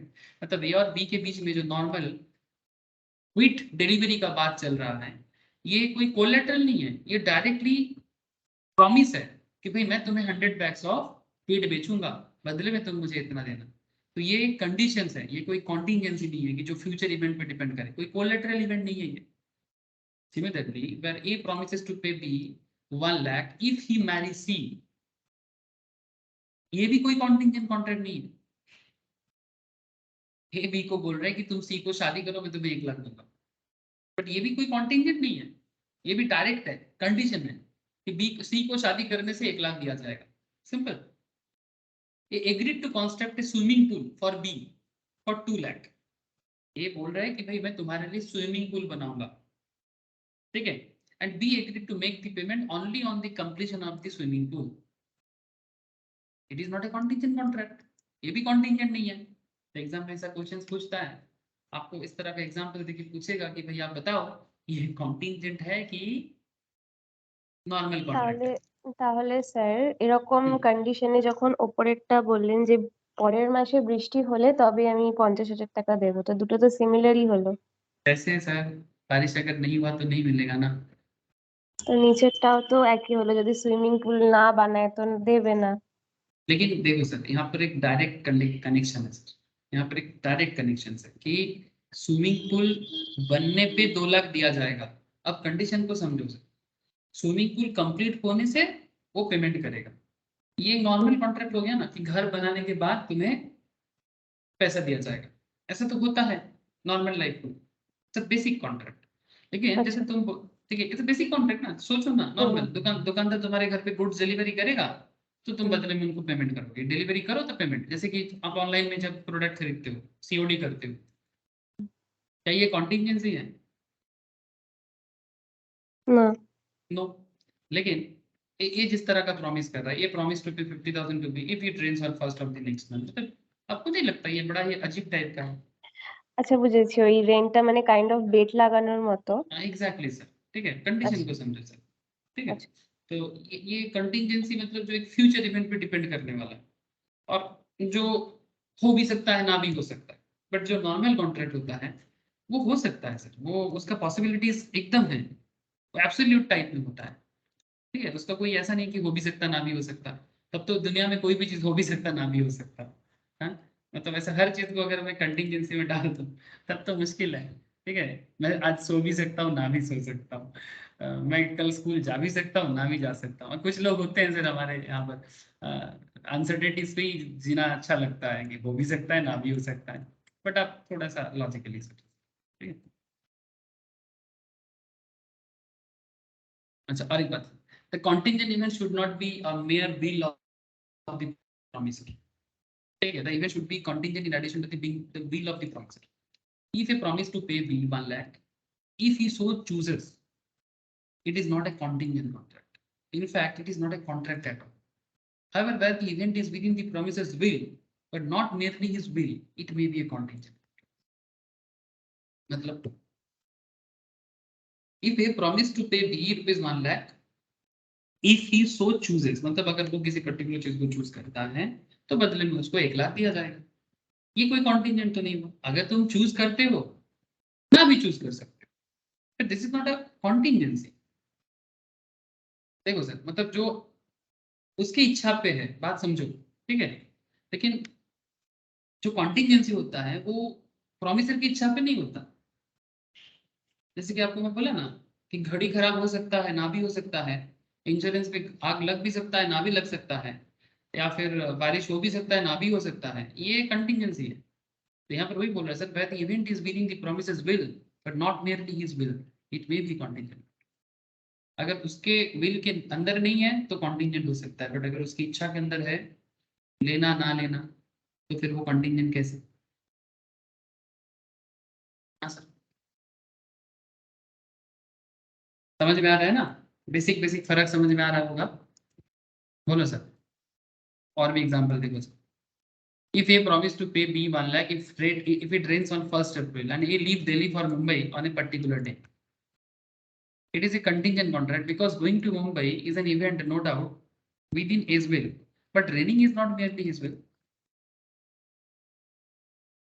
A promise कर रहा है B को 1 लाख देना है if it rains on 1st April, अगर 1st April को बारिश होता है and A leave Delhi for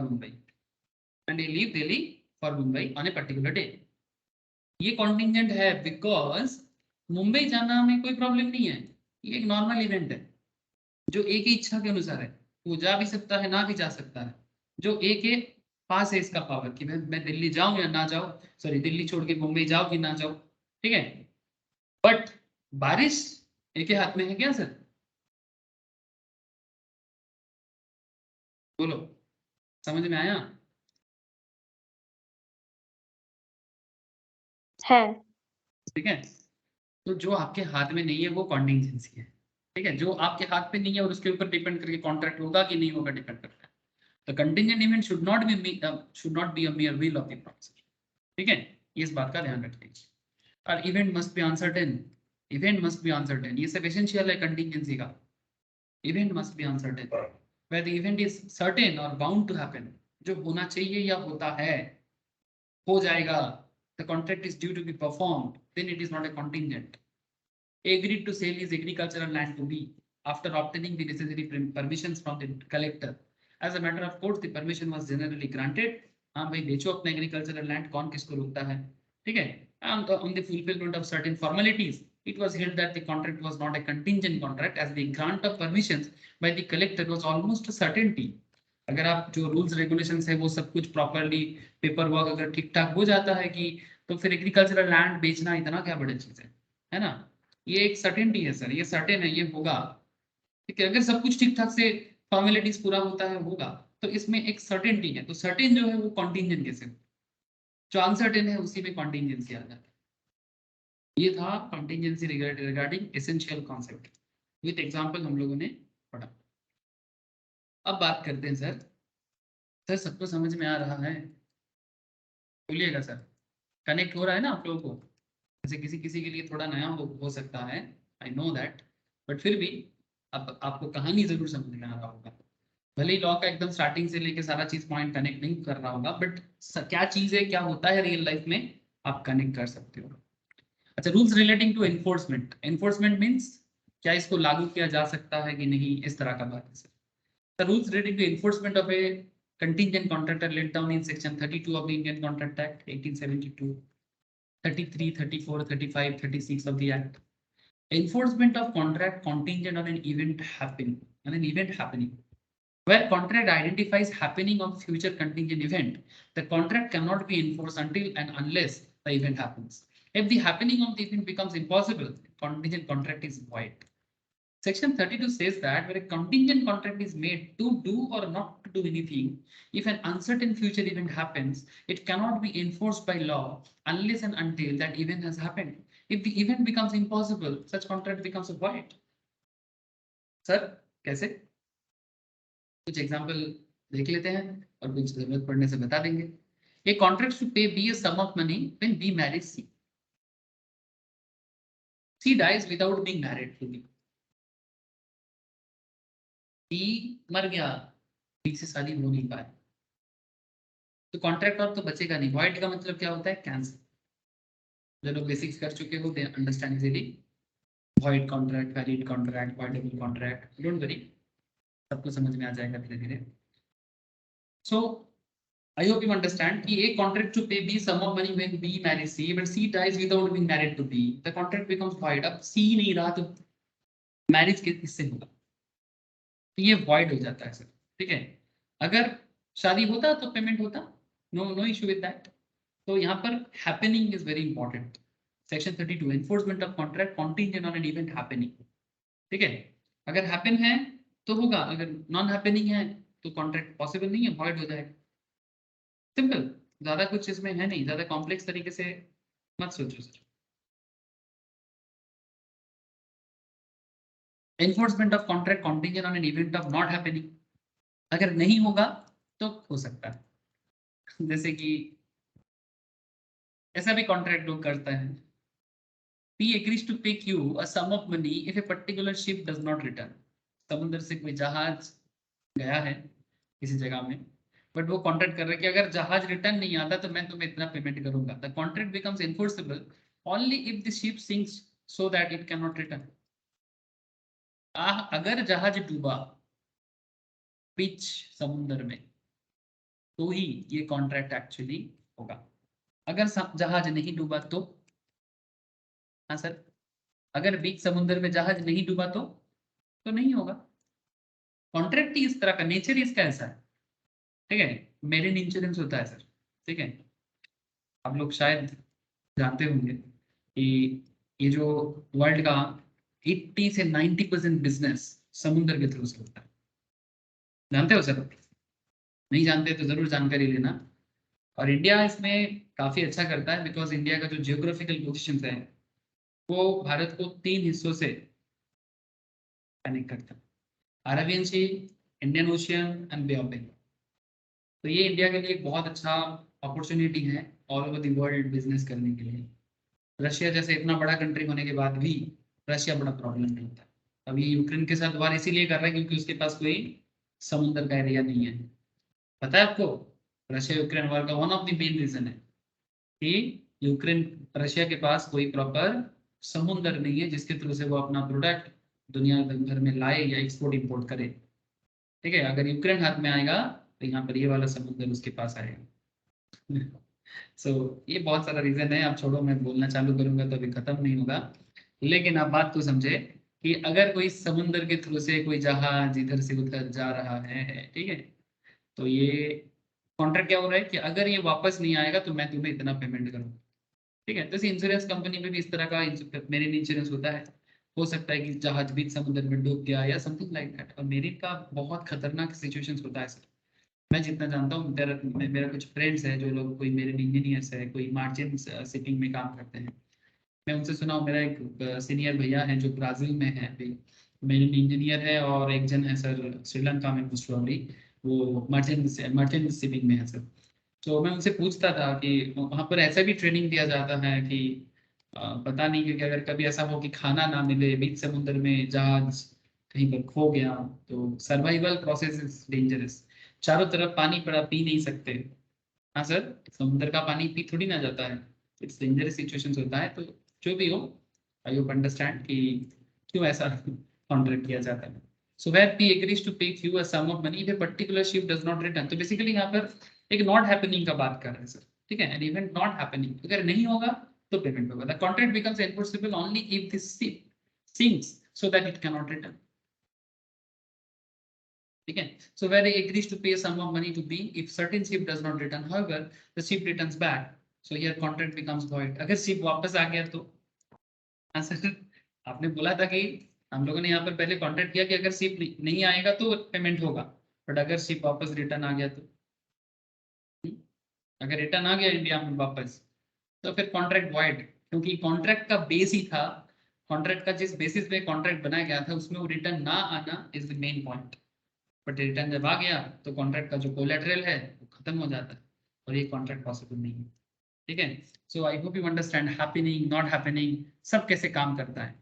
A contract would cease to be enforceable if it is contingent upon the conduct of a living person when that living person does something to make the event or conduct as impossible of happening.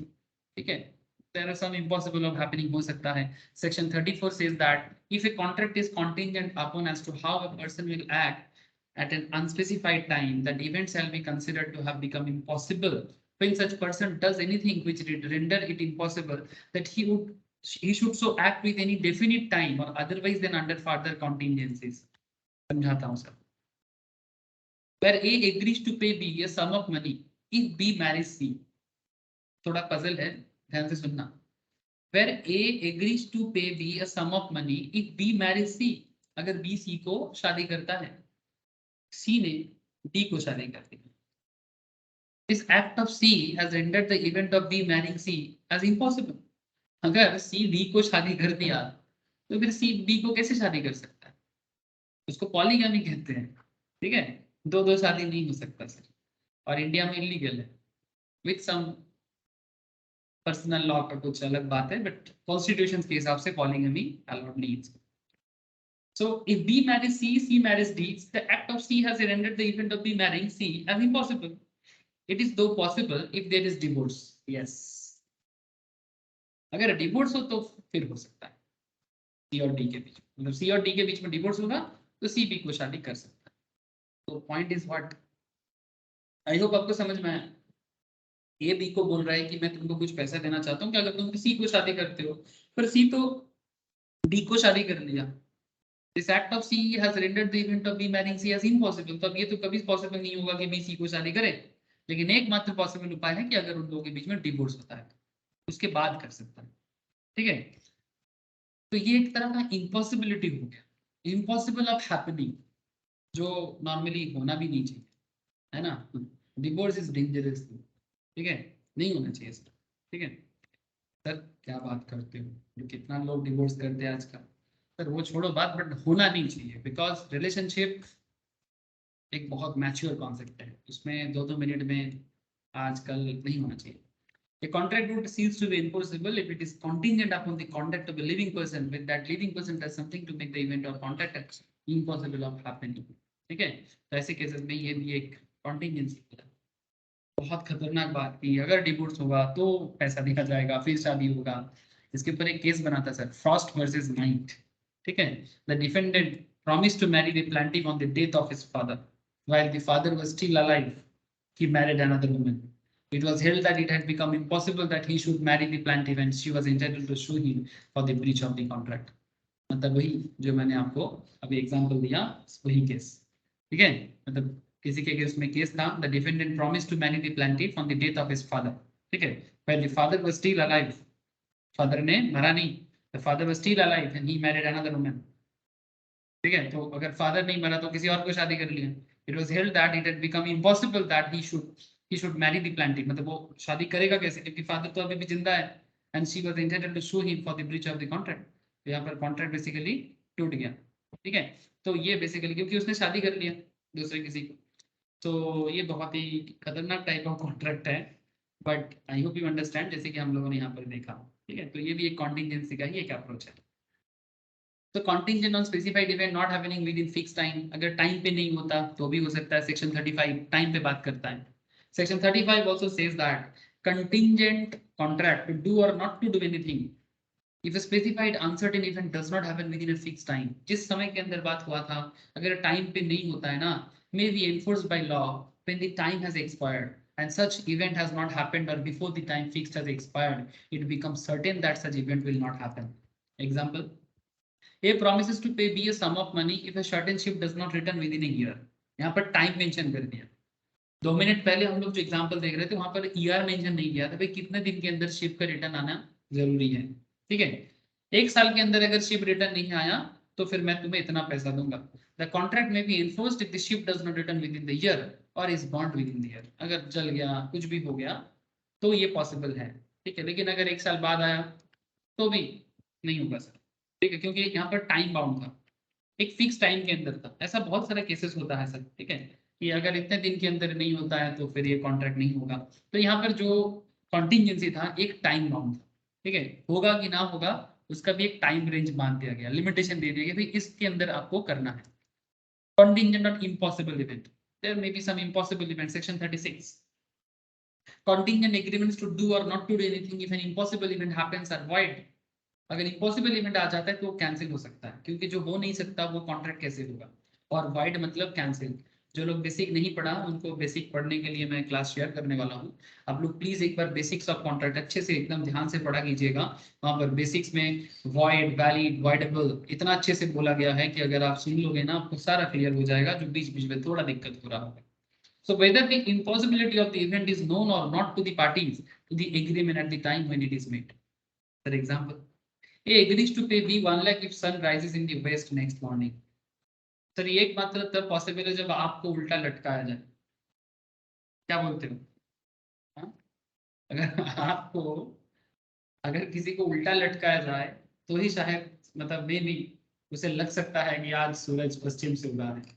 हाँ, क्योंकि ये तो universal truth है।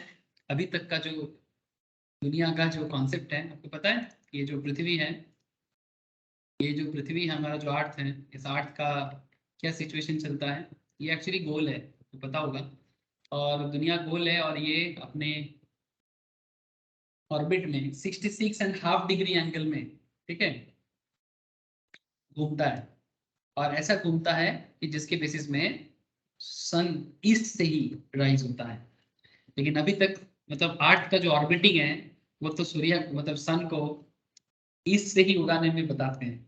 अगर कभी अर्थ का orbit system बदल गया, ठीक है, तो मे भी चेंज हो सकता है। तो ये बहुत बड़ा एक साइंस है कि कैसे क्या होता है, उसमें नहीं बात करें सर, मैं उसका एक्सपर्ट भी नहीं हूँ, but I hope you understand. So ये एक इम्पॉसिबल इवेंट है। से A agrees to pay B 1 lakh if sun rises in the west next morning. This is an impossible event and then is void. ऐसे तो ये basics of law में भी मतलब कॉन्ट्रैक्ट में भी बोला जाता है कि सर कि आप इम्पॉसिबल चीज का कॉन्ट्रैक्ट नहीं कर सकते। इसके लिए मैं बेसिक्स में कॉन्ट्रैक्ट के बेसिक्स में कुछ एग्जांपल यूज किया था। मुझे याद है, आप लोगों को भी शायद याद होगा, जैसे कि एक होता है ना सर खुल जा सिम टाइप का, मतलब चुटकी में ट्रेजर ही निकालना, ठीक है। ट्रेजर्स जो होते हैं जैसे कि हीरा मोती जौहरत, है ना, जैसे हिंदी में कहावत है ना, खुल जा सिम, अली बाबा एंड 40 चोर की कहानी, ठीक है। बंगाली में भी है सर उसका, अली बाबा 40 चोर का, उसका एक बंगाली मूवी भी है मर्जिना अब्दुल्ला बोल के, बड़ा फेमस कहानी है जिसमें कुछ लोग जंगल में जाते हैं, वहां पर एक गुफा होते हैं और वहां पर जाके बंगाली में बोलते हैं चिचिंग फाक, और सामने बहुत सारे मतलब ज्वेलरीज, सोना हीरा आ जाता है। ऐसा नहीं होता सर, ये कहानी में हो सकता है बट वास्तव में पॉसिबल नहीं है। तो ऐसा जैसे खुल्ला सिम चिचिंग फाक या फिर समथिंग लाइक दैट, जैसे कि सूर्य पश्चिम में मतलब sun rises in the west, ठीक है, मतलब जो एक इम्पॉसिबल इवेंट है इसका कॉन्ट्रैक्ट कभी नहीं हो सकता, ठीक है। सुपर विनिंग इम्पॉसिबिलिटी, ठीक है, जो हो ही नहीं सकता। जैसे कि तुम जो कह दो तो चांद तारों को तोड़ लाऊंगा मैं, मतलब अब चांद तारा तो थोड़ी ना कोई तोड़ के ला सकता है, वो बस रोमांस में बताते हैं कि भाई चांद तारों को तोड़ के लाएंगे। रोमांस करते हुए लोग क्या क्या नहीं बोलता, ठीक है, वो अलग चीज है, but I hope you understand कि ये सब एक अलग ही कहानी है। कहानी और वास्तव में फर्क होता है। So A agrees to pay B 1 lakh if sun rises in the west in the next morning. This is an impossible event and hence void. एक agrees to मतलब ये भी contingency है, बट ये देखना पड़ेगा कि भाई contingency क्या impossible event है, तो फिर तो वो contract नहीं हो सकता। एक agrees to pay rupees y to pay y 1 lakh if two straight lines should enclose a space. अब ये कैसे होगा? अब दो स्ट्रेट लाइन, ये भी नहीं हो सकता। तो आई होप यू अंडरस्टैंड कि ये सब कैसे बात कर रहे हैं सर। इम्पॉसिबल इवेंट होना पॉसिबल नहीं है, तो ऐसे केसेस में वो वॉइड हो जाएगा।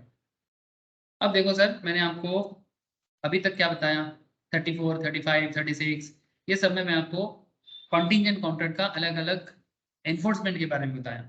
इसमें मैंने आपको 32, 33, 34, 35, 36 ऑफ द एक्ट जो इन्फोर्समेंट के बारे में बात करता है कि क्या कॉन्टिंजेंसी लीगली बाउंड हो सकता है, उसका सिनारियो अलग अलग सेक्शन वाइज मैंने डिस्कस किया। अब बाद में थोड़ा रिवाइज करोगे ना, थोड़ा समझ में और अच्छे से आ जाएगा। सर लिख के करिएगा अगर याद करने में दिक्कत होता है तो।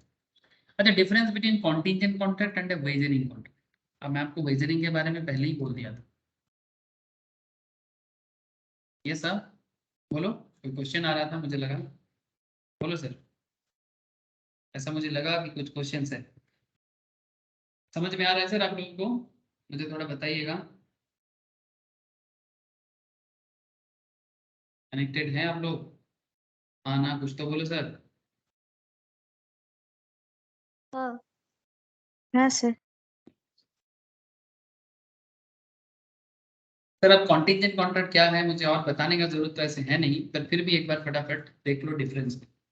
Contingent contract is a contract to do or not to do something with reference to a collateral event happening or not happening. But wagering agreement थोड़ा अलग होता है। Wagering agreement is a promise to give money or money's worth with the reference to an uncertain event happening or not happening. अब इसमें actually contingent में क्या होता है, to do or not to do something with reference to a collateral event happening or not happening. जैसे कि मैं आपको बोला कि इंश्योरेंस वारंटी है ना, आपने गाड़ी का इंश्योरेंस करवाया, गाड़ी एक्सीडेंट होगा तो कंपनी आपको क्लेम देगा, अगर गाड़ी एक्सीडेंट नहीं हुआ तो क्लेम नहीं होगा। बट गाड़ी एक्सीडेंट होना कॉन्ट्रैक्ट का मेन कंडीशन नहीं है, ठीक है, वो बस एक कोलेटरल इवेंट है, ठीक है। अगर ऐसा होता है तो कंपनी आपको पे करेगा, अगर ऐसा नहीं होता है तो कंपनी आपको नहीं पे करेगा। But that is a contingent. But wagering क्या होता है, अगर इंडिया हारा तो तुम मुझे पेमेंट करना, अगर बाकी इंडिया जीता तो तुम दूसरा मुझे पेमेंट करेगा, ठीक है। It's like that, it's wagering, ठीक है। Wagering is like betting. Wagering agreement is a promise to give money और मनी जोड़, या तो पैसा या पैसा जैसा कुछ भी जो मनी जैसा हो, ठीक है, with reference to an uncertain event happening और नॉट हैपनिंग। कल बारिश होगा तो तुम मुझे 1 लाख देना, अगर नहीं हुआ तो मैं तुम्हें दूंगा, ठीक है। अगर सान वेस्ट से उगता है तो मैं तुम्हें पैसा दूंगा, अगर नहीं उगता है तो तुम मुझे दे। ये जिस तरह का बात समझ रहे हो ना, मतलब एक अजीबोगरीब टाइप का कॉन्सेप्ट है बेटिंग। अजीबोगरीब भी नहीं है, बट वेजरिंग बहुत चलता है सर। किसी किसी कंट्री में कुछ वेजरिंग को वैलिड भी माना जाता है, ठीक है, कंट्री का छोड़ो। रेसिप्रोकल, और लोगों को वेजरिंग करना मजा आता है। वेजरिंग मतलब बेटिंग करना लोगों को बड़ा मजा आता है, मतलब ह्यूमन बीइंग का नेचर के साथ काफी एक्साइटमेंट है इसका। जैसे लॉटरी का टिकट, टिकट काटते कि क्या लॉटरी मिल जाए सर? अगर आपका टिकट का नंबर मैच किया तो जाके आपको पेमेंट किया जाएगा, मैच नहीं किया तो नहीं मिलेगा। ये भी वेजरिंग। तो मनीज और मनीज ओर्थ। अच्छा, reciprocal promise. Contingent contract may not contain reciprocal promise. Reciprocal मतलब जरूरी नहीं कि कॉन्टिंजेंट में ऑलवेज ऐसा हो कि बदले में कुछ हो, ठीक है। लाइक रेसिप्रोकल जैसे वेजरिंग में होता है। Wagering agreement consist of reciprocal promises.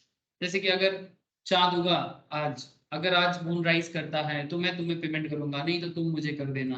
तो इसमें ना एक रेसिप्रोकल प्रॉमिसेस होता है, ठीक है।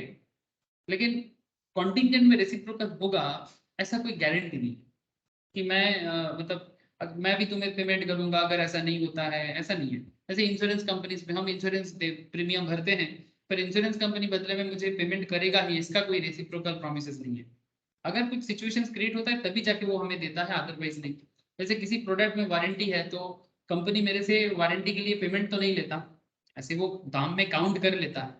बट जरूरी थोड़ी है कि वारंटी, हाँ कभी कभी कंपनी ऐसा बोलते हैं कि वारंटी एक्सटेंड कर लीजिए, 2 साल हो गया तो अगर आपको बोलेगा कंपनी कि आप वारंटी एक्सटेंड कर लीजिए, नहीं तो अगर बीच में कुछ हो जाएगा तो हम लोग रिप्लेस में हेल्प नहीं कर सकते, तब आपको पूरा मतलब पूरा पेमेंट करके खरीदना पड़ सकता है, समथिंग लाइक दैट, ठीक है, या फिर सर्विस का पूरा चार्जेस देना पड़ सकता है। तो कंटिजेंसी में रेसिप्रोकल प्रॉमिस नहीं होता, बट वेजरिंग में होता है। अनसर्टेन क्या होता है, अनसर्टेन इवेंट दोनों में है। In a contingent contract the event is collateral, ठीक है, मतलब जो मेन नहीं है कोलैटरल है, मेन इवेंट का एक पार्ट है। जैसे कि आपको मैं बोला था कि आग में जल जाना या फिर डेथ होना, वो मेन का पार्ट है। मतलब आग जलाना जरूरी नहीं है, डेथ होना जरूरी नहीं है, होगा ही। गाड़ी का एक्सीडेंट होगा मैंडेटरी नहीं है, होगा तो मिलेगा, तो इसको कोलैटरल बोलते हैं। In a wagering contract the uncertain event is the core factor. Uncertainty उसका कोर फैक्टर, होगा तो देना, ना होगा तो तुम देना, ऐसा। Nature of contract, contingent contract may not be wagering in nature. जरूरी नहीं कि कॉन्टिजेंट कॉन्ट्रैक्ट वेजरिंग नेचर का हो, but a wagering agreement is essentially contingent in nature. Wagering agreement का जो एसेंशियलिटी है वो कंटिजेंसी का ही है, जो हो भी सकता है ना भी हो सकता है, मतलब उसका जो नेचर है वो कंटिजेंट अप्रोच का ही है, जो फ्यूचर इवेंट पे डिपेंड करता है, ठीक है। लेकिन कॉन्टिजेंट कॉन्ट्रैक्ट वेजरिंग नेचर का होगा इसका कोई गारंटी नहीं, but wagering agreement contingent nature का होगा इसका गारंटी। जैसे कि मैं आपको बोला ना कि कंटिजेंट क्या है, जो फ्यूचर इवेंट पे डिपेंड करता है, हो भी सकता है ना भी हो सकता है। तो कुछ ना होना कुछ होना जो फ्यूचर इवेंट पे मे बी और मे नॉट बी, मे बी और मे नॉट बी भी तो वेजरिंग होता है। पाकिस्तान भी जीत सकता है, इंडिया भी जीत सकता है, इंडिया इंग्लैंड भी जीत सकता है, पाकिस्तान भी जीत सकता है। तो ये तो एक क्या हो गया, मे बी मे नॉट बी, तो इसमें कॉन्टिजेंसी तो है, इसको तो आप इग्नोर नहीं कर सकते। लेकिन हर एक कॉन्टिजेंट में वेजरिंग है इसका तो कोई गारंटी नहीं है। जैसे इंश्योरेंस एग्रीमेंट में या वारंटी एग्रीमेंट में कंपनी जो पब्लिक के साथ कस्टमर के साथ करता है, इसमें वेजरिंग कहाँ, इसमें वेजरिंग तो है नहीं, है ना, कोई तुक्काबाजी तो नहीं चल रहा है। इंश्योरेंस लोग डर के मारे करते हैं, फ्यूचर को सिक्योर करने के लिए करते हैं। अगर कुछ प्रॉब्लम हो जाए तो मेरे फैमिली को मिलेगा, अगर गाड़ी में कुछ खराब हो जाए मैं अपना गाड़ी का पैसा क्लेम कर पाऊंगा। तो लोग प्रीमियम भरता जाता है, अगर इनसे एक्सीडेंट हो गया तो कंपनी क्लेम देगा। इसमें कोई वेजरिंग नहीं है सर, वेटिंग नहीं है। Interest of contracting parties, contracting parties मतलब जो दोनों पार्टी के बीच में कॉन्ट्रैक्ट होता है, have interest in the subject matter in the contingent contract, but contracting parties have no interest in subject matter. जैसे अगर मैं इंश्योरेंस में ही बात करूं कॉन्टिजेंसी में, इसमें सब्जेक्ट मैटर में इंटरेस्ट होता है पार्टी का। जैसे कि इंश्योरेंस, इंश्योरेंस में चाहे लाइफ इंश्योरेंस हो चाहे हेल्थ इंश्योरेंस हो, इसमें सब्जेक्ट मैटर पे इंटरेस्ट है दोनों पार्टी का। इंश्योरेंस कंपनी को भी इंटरेस्ट है और जो हेल्थ इंश्योरेंस बना रहा है या एक्सीडेंट इंश्योरेंस बना रहा है उसे भी है। क्यों? अब इंश्योरेंस कंपनी का इंटरेस्ट इसलिए होता है क्योंकि उनको कैपिटल मिलता है, जिस कैपिटल को मार्केट में इन्वेस्ट करके इंश्योरेंस कंपनी इनकम करता है। यहाँ पर अलग अलग इंश्योरेंस होता है ना। इंश्योरेंस कंपनी हमसे पैसा लेके क्या करता है, उसका फंड बनता है, उस फंड को इन्वेस्ट करके वो रिटर्न कमाता है। और पब्लिक का क्या इंटरेस्ट है, पब्लिक को डर लगता है कि भाई अगर मेरा गाड़ी खराब हो गया, गाड़ी एक्सीडेंट हो गया तो फिर मुझे घर से कहाँ से पैसा मिलेगा। तो एक काम करते हैं भाई, एनुअली 2000-3000 इंश्योरेंस का भरते हैं, है ना, 5000 जो भी इंश्योरेंस का अमाउंट हो एज पर दी एग्रीमेंट। तो दोनों का इंटरेस्ट होता है, लेकिन वेजरिंग में कोई इंटरेस्ट नहीं है, बस हार जीत हो गया, बदले में सब्जेक्ट मैटर पे कोई इंटरेस्ट नहीं है। बारिश हो ना हो इसमें सब्जेक्ट मैटर में किसका क्या इंटरेस्ट है, बस पैसे से इंटरेस्ट है, ठीक है। पाकिस्तान इंडिया में कोई इंटरेस्ट नहीं है, पाकिस्तान जीते इंडिया जीते क्या फर्क पड़ता है, इंग्लैंड जीता पाकिस्तान जीता क्या फर्क पड़ता। सब्जेक्ट मैटर एक इग्नोरिंग पार्ट है यहाँ पर, बट कॉन्टिजेंट में सब्जेक्ट मैटर इग्नोरिंग पार्ट नहीं है sir. Doctrine of mutuality of lose और गेन, ठीक है, लॉस करोगे कि गेन करोगे। Contingent contract is not based on doctrine of mutuality of lose and gain, मतलब लॉस होगा कि गेन होगा, ये कॉन्टिजेंट कॉन्ट्रैक्ट का नहीं है सर। मतलब मैं गाड़ी का इंश्योरेंस भर रहा हूँ, एक्सीडेंट करके क्लेम लूंगा, ये कोई अप्रोच नहीं होता है। मेरा हेल्थ इंश्योरेंस मतलब चलो गाड़ी का एक्सीडेंट फिर भी समझ सकते हैं, मानो कि कोई हेल्थ इंश्योरेंस करके रखा है, तो क्या वो सोचेगा कि मेरे फैमिली में सारा का सारा सभी फैमिली मेंबर का इंश्योरेंस मतलब हेल्थ खराब हो जाए। हेलो, प्लीज जवाब देना सर। गाड़ी का फिर भी मैं समझ सकता हूँ, कभी कभी गाड़ी को जानबूझ के ठोका जाता है और उसका क्लेम लेने के लिए कोई सोचता है, वो भी पकड़ा जा सकता है, बट फिर भी मैं उसको 2 मिनट के लिए साइड करता हूँ। हेल्थ इंश्योरेंस में बताओ कि मेरे फैमिली मेंबर का हेल्थ खराब हो क्योंकि मैंने इंश्योरेंस में इतना पैसा भरा, कब काम आएगा इंश्योरेंस का पैसा, ऐसा होता है क्या? हेलो, बोलो सर। नहीं तो आई होता। होप नहीं होता ना सर, बस सही है। हम्म। तो contingent contract is not based on doctrine of mutuality और लूज और गेन, ठीक है, but wagering contract is the game, losing and gaining alone matters, या तो हारोगे या तो जीतोगे। Effect of contract, contingent contract is valid, yes, wagering contract is void, illegal है, इसीलिए void है। void means cancel, okay. तो कॉन्टिजेंट का अलग अलग बात हुआ, रियल लाइफ में कॉन्टिजेंट के साथ वेजरिंग को कई बार हम लोग देखते हैं। तो कौन सा कंटिंजेंट है, कौन सा वेजरिंग भी कंटिंजेंट है, बट वेजरिंग में क्या प्रॉब्लम है वो देखा जाता है सर, ठीक है, और वो वॉइड है, वो कॉन्ट्रैक्ट एक्चुअली कैंसिल हो जाता है, मतलब होगा ही नहीं। क्वासी, चलो आज क्वासी बहुत बात किया था मैंने क्वासी पे। क्वासी कॉन्ट्रैक्ट क्या है सर? क्वासी कॉन्ट्रैक्ट, सबसे कंटिंजेंट पढ़ पढ़ के थक चुके हो, अब थोड़ा सा अलग कहानी सुनो, ध्यान से सुनना। A valid contract must contain certain essential elements such as offer and acceptance, capacity to contract, consideration and free consent. But मतलब normally एक contract को valid होने के लिए, मैंने basic में already previous lectures में आप लोग सुनोगे या सुन चुके हो कि एक contract को valid होने के लिए कुछ essential elements होता है, जैसे कि एक proper offer होना चाहिए, एक proper acceptance होना चाहिए, जो बंदा कॉन्ट्रैक्ट करता है, ठीक है, या करती है, उनका कैपेसिटी प्रॉपर होना चाहिए, जैसे कि वो 18 प्लस का होना चाहिए, कोई माइनर कॉन्ट्रैक्ट नहीं कर सकता, कोई पागल माइनर कॉन्ट्रैक्ट नहीं कर सकता, कोई नशाड़ी, कोई गंजाड़ी, मतलब जो नशे नशे में होते हैं, अनसाउंड माइंड बोलते हैं उसको, ठीक है।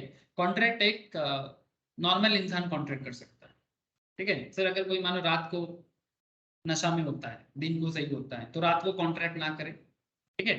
अगर आप रात को होश और आवाज में नहीं होते हो तो आपको रात को कॉन्ट्रैक्ट नहीं करना चाहिए। डोंट वरी, ये सब बात मैंने जो कॉन्ट्रैक्ट का बेसिक्स एरिया है वहां पर ऑलरेडी एक बार बताया, फिर से जब बताऊंगा और एक बार सुन लीजिएगा लाइव क्लास में। तो capacity to the contract very important. Consideration मतलब क्या होता है? Something in return. Contract something in return के बदले होता है, मतलब जैसे हम लोग दुकान में जाते हैं, कुछ प्रोडक्ट खरीदते हैं, तो दुकानदार हमें प्रोडक्ट देता है, हम दुकानदार को पेमेंट करते हैं। तो दुकानदार के लिए कंसिडरेशन है, मेरे से पैसा लिया, और मेरे लिए कंसिडरेशन है कि मेरे को प्रोडक्ट मिला। सिंपल, यही है कंसिडरेशन, मतलब something in return. And free consent होना चाहिए।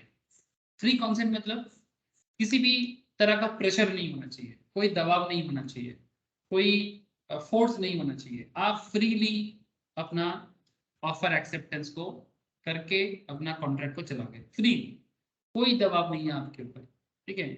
ऐसे कई बार क्या होता है कि कोई प्रेशर होता है कि भाई लेना पड़ेगा, देना पड़ेगा, बेचना पड़ेगा, खरीदना पड़ेगा, ठीक है, नहीं तो जला देंगे, उड़ा देंगे, ठीक है, होता है सर, ठीक है।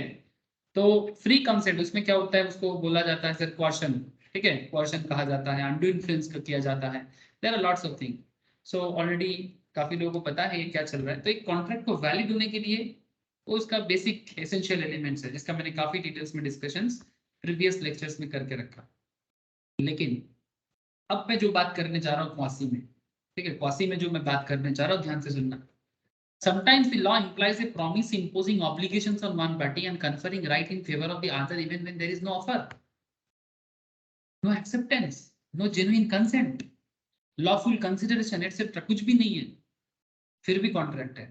And in fact neither agreement nor promise, ना किसी ने एग्रीमेंट बनाया, ना किसी ने प्रॉमिस किया, फिर भी contract. Such cases are not contract in the strict sense. Strict sense में contract नहीं है sir, but the court recognizes them as relation resembling those of contract and enforces them as if they were contract. Hence the term quasi contract. Quasi का मतलब क्या हो गया? Resembling a contract. Court कहता है कि इसको कॉन्ट्रैक्ट मानना पड़ेगा। सर कोर्ट जो कहेगा हमें मानना पड़ेगा, हाँ सर मानना। जिस देश में रहेंगे उसका नियम फॉलो करना, ठीक है। कोई बोलेगा सर नियम फॉलो नहीं करेंगे, हाँ आप कोर्ट पे केस, कोर्ट के अगेंस्ट में भी जा सकते हो, ठीक है।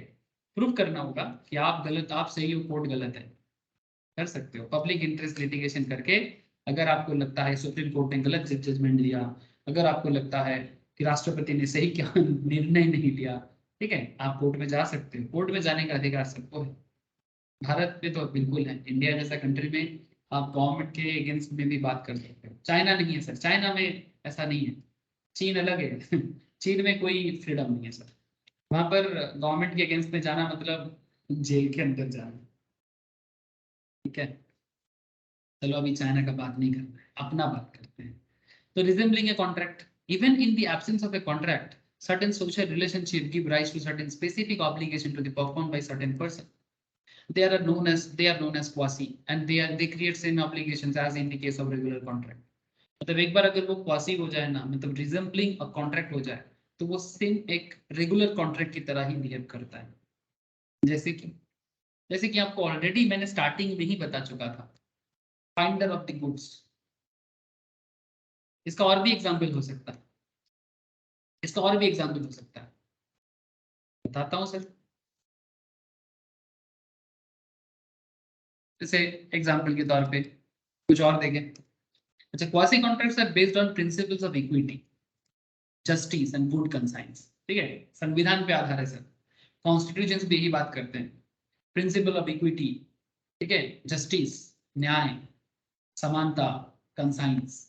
ठीक है, a quasi or constructive contract rests upon the maxims no man must grow rich out of another person's loss। ये एक मैक्सिम्स में बना हुआ है जिसका मेन बात ऐसा है कि किसी दूसरे के लॉस पे, ठीक है, आप अपना पैसा नहीं बना सकते।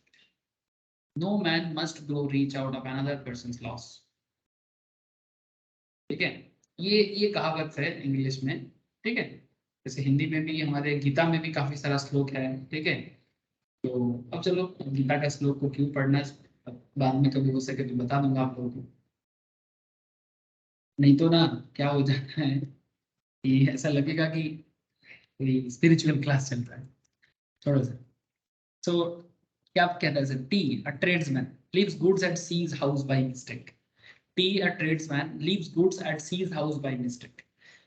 ट्रेडमैन अपना गुड्स सी के घर में छोड़ के चला गया, कोई कुछ बेचने आया था बट छोड़ के चला गया गलती से। ठीक है, बाई चांस हो जाता है ना, कोई फेरी वाला, कोई ट्रेड्समैन आपके घर पे कोई चीज दिखाने आया और आपके घर में गलती से छोड़ के चला गया, तो क्या करोगे, अपना सोच के रख लोगे क्या? C treats the goods as his own, अपना समझ के रख लोगे सर। किसी और के सामान पे आपका अधिकार नहीं है। सी इज बाउंड टू पे फॉर द गुड्स, अगर आप रखते हो तो उसका दाम देना पड़ेगा। लेकिन आप बोलोगे नहीं नहीं, आपने गलती से रख के गया, मैंने खा लिया, मैंने देख लिया, मैंने पहन लिया, आपका गलती है, मेरा गलती नहीं है, ये क्या बात हुआ सर? किसी का लॉस करके, किसी का लॉस करा के आप उसको अपना बना लोगे और उसका गलती दिखाओगे? हाँ, ये मोरल के अगेंस्ट में है, ये एथिक्स के अगेंस्ट में है, ये इंसानियत के अगेंस्ट में है। ह्यूमैनिटीज इस आधार पे नहीं बना हुआ सर। ठीक है, इसलिए बोलते हैं ना ह्यूमैनिटीज सर्वोच्च है ना, सबसे ऊपर ह्यूमैनिटीज है सर, तो इसी आधार पे बना हुआ है। No man must reach out of another person's loss. A pays some money to B by mistake, it is really due to C, but B must refund the money to A। A pays some money to B by mistake, it's really due to C, मतलब actually C का बाकी था but वो गलती से B को दे दिया। मतलब अगर कभी गलती से आपके बैंक अकाउंट में कोई पैसा क्रेडिट हो जाए, मानो कि किसी को देने, मतलब ऐसा होता है कभी कभी, ठीक है, बैंक से गलती से पैसा क्रेडिट हो जाता है, A की जगह B के नाम पे क्रेडिट हो गया, ऐसा रियल में होता है सर। ठीक है, रिसेंटली मेरे ही फैमिली में ऐसा प्रॉब्लम हुआ था। ठीक है, पापा के बिजनेस पे पेमेंट करना था किसी को, बैंक ने पेमेंट कर दिया, एनईएफटी कर दिया किसी और को, तो भाई फिर बैंक में चिट्ठी चपेरा करके फिर उसका रिफंड लिया गया सर, मतलब वो मतलब सेटिंग को, मतलब उस एडजस्टमेंट को ठीक किया गया।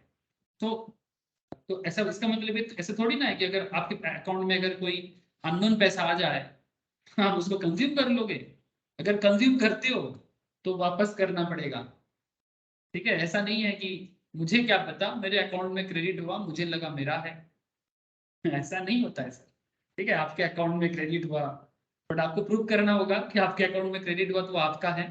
अगर आप प्रूव कर पाते हो तो फिर आपका है, बट आपको पता है वो आपका नहीं है, तो फिर भी आपने उसको कंज्यूम कर दिया, रिटर्न करना তো पड़ेगा। এটা শুধু রিচার্জ, हाँ, এটা শুধু স্যার রিচার্জের ক্ষেত্রেই হয় না, रिचार्ज के केस में नहीं होता है। हाँ, उस केस में वो सेटलमेंट होना কারণ पॉसिबल नहीं होता। রিচার্জ একবার হয়ে গেলে স্যার আর ওটাকে ফেরত পাওয়া যায় না অন্য কারোর থেকে। ठीक है, तो फिर आप करवा दो उसको। ठीक है, अगर गलती से किसी और को हो गया तो। A fruit parcel is delivered under a mistake to R who consumed the fruit, thinking him as birthday present. R must return the parcel or pay for the fruits. Although there is no agreement between R and the true owner, yet he is bound to pay as the law regulates a quasi contract.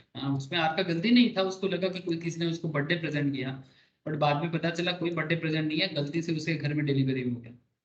बहुत अच्छा है, खा लिया, बहुत अच्छा किया, but quasi contract हो गया, आपके सर पेमेंट कर दो। ठीक है, मेरे साथ एक बार ऐसा हुआ था, मेरा कोई स्टूडेंट मेरे को कोई गिफ्ट भेजा था। ठीक है, कुछ घर पे खाना बना के मेरे को भेजा था, तो उबेर ईट्स के थ्रू से भेजा था। ठीक है, तो अब उबेर ईट्स में मैंने कोई खाना ऑर्डर नहीं किया था, ध्यान से समझना बात को।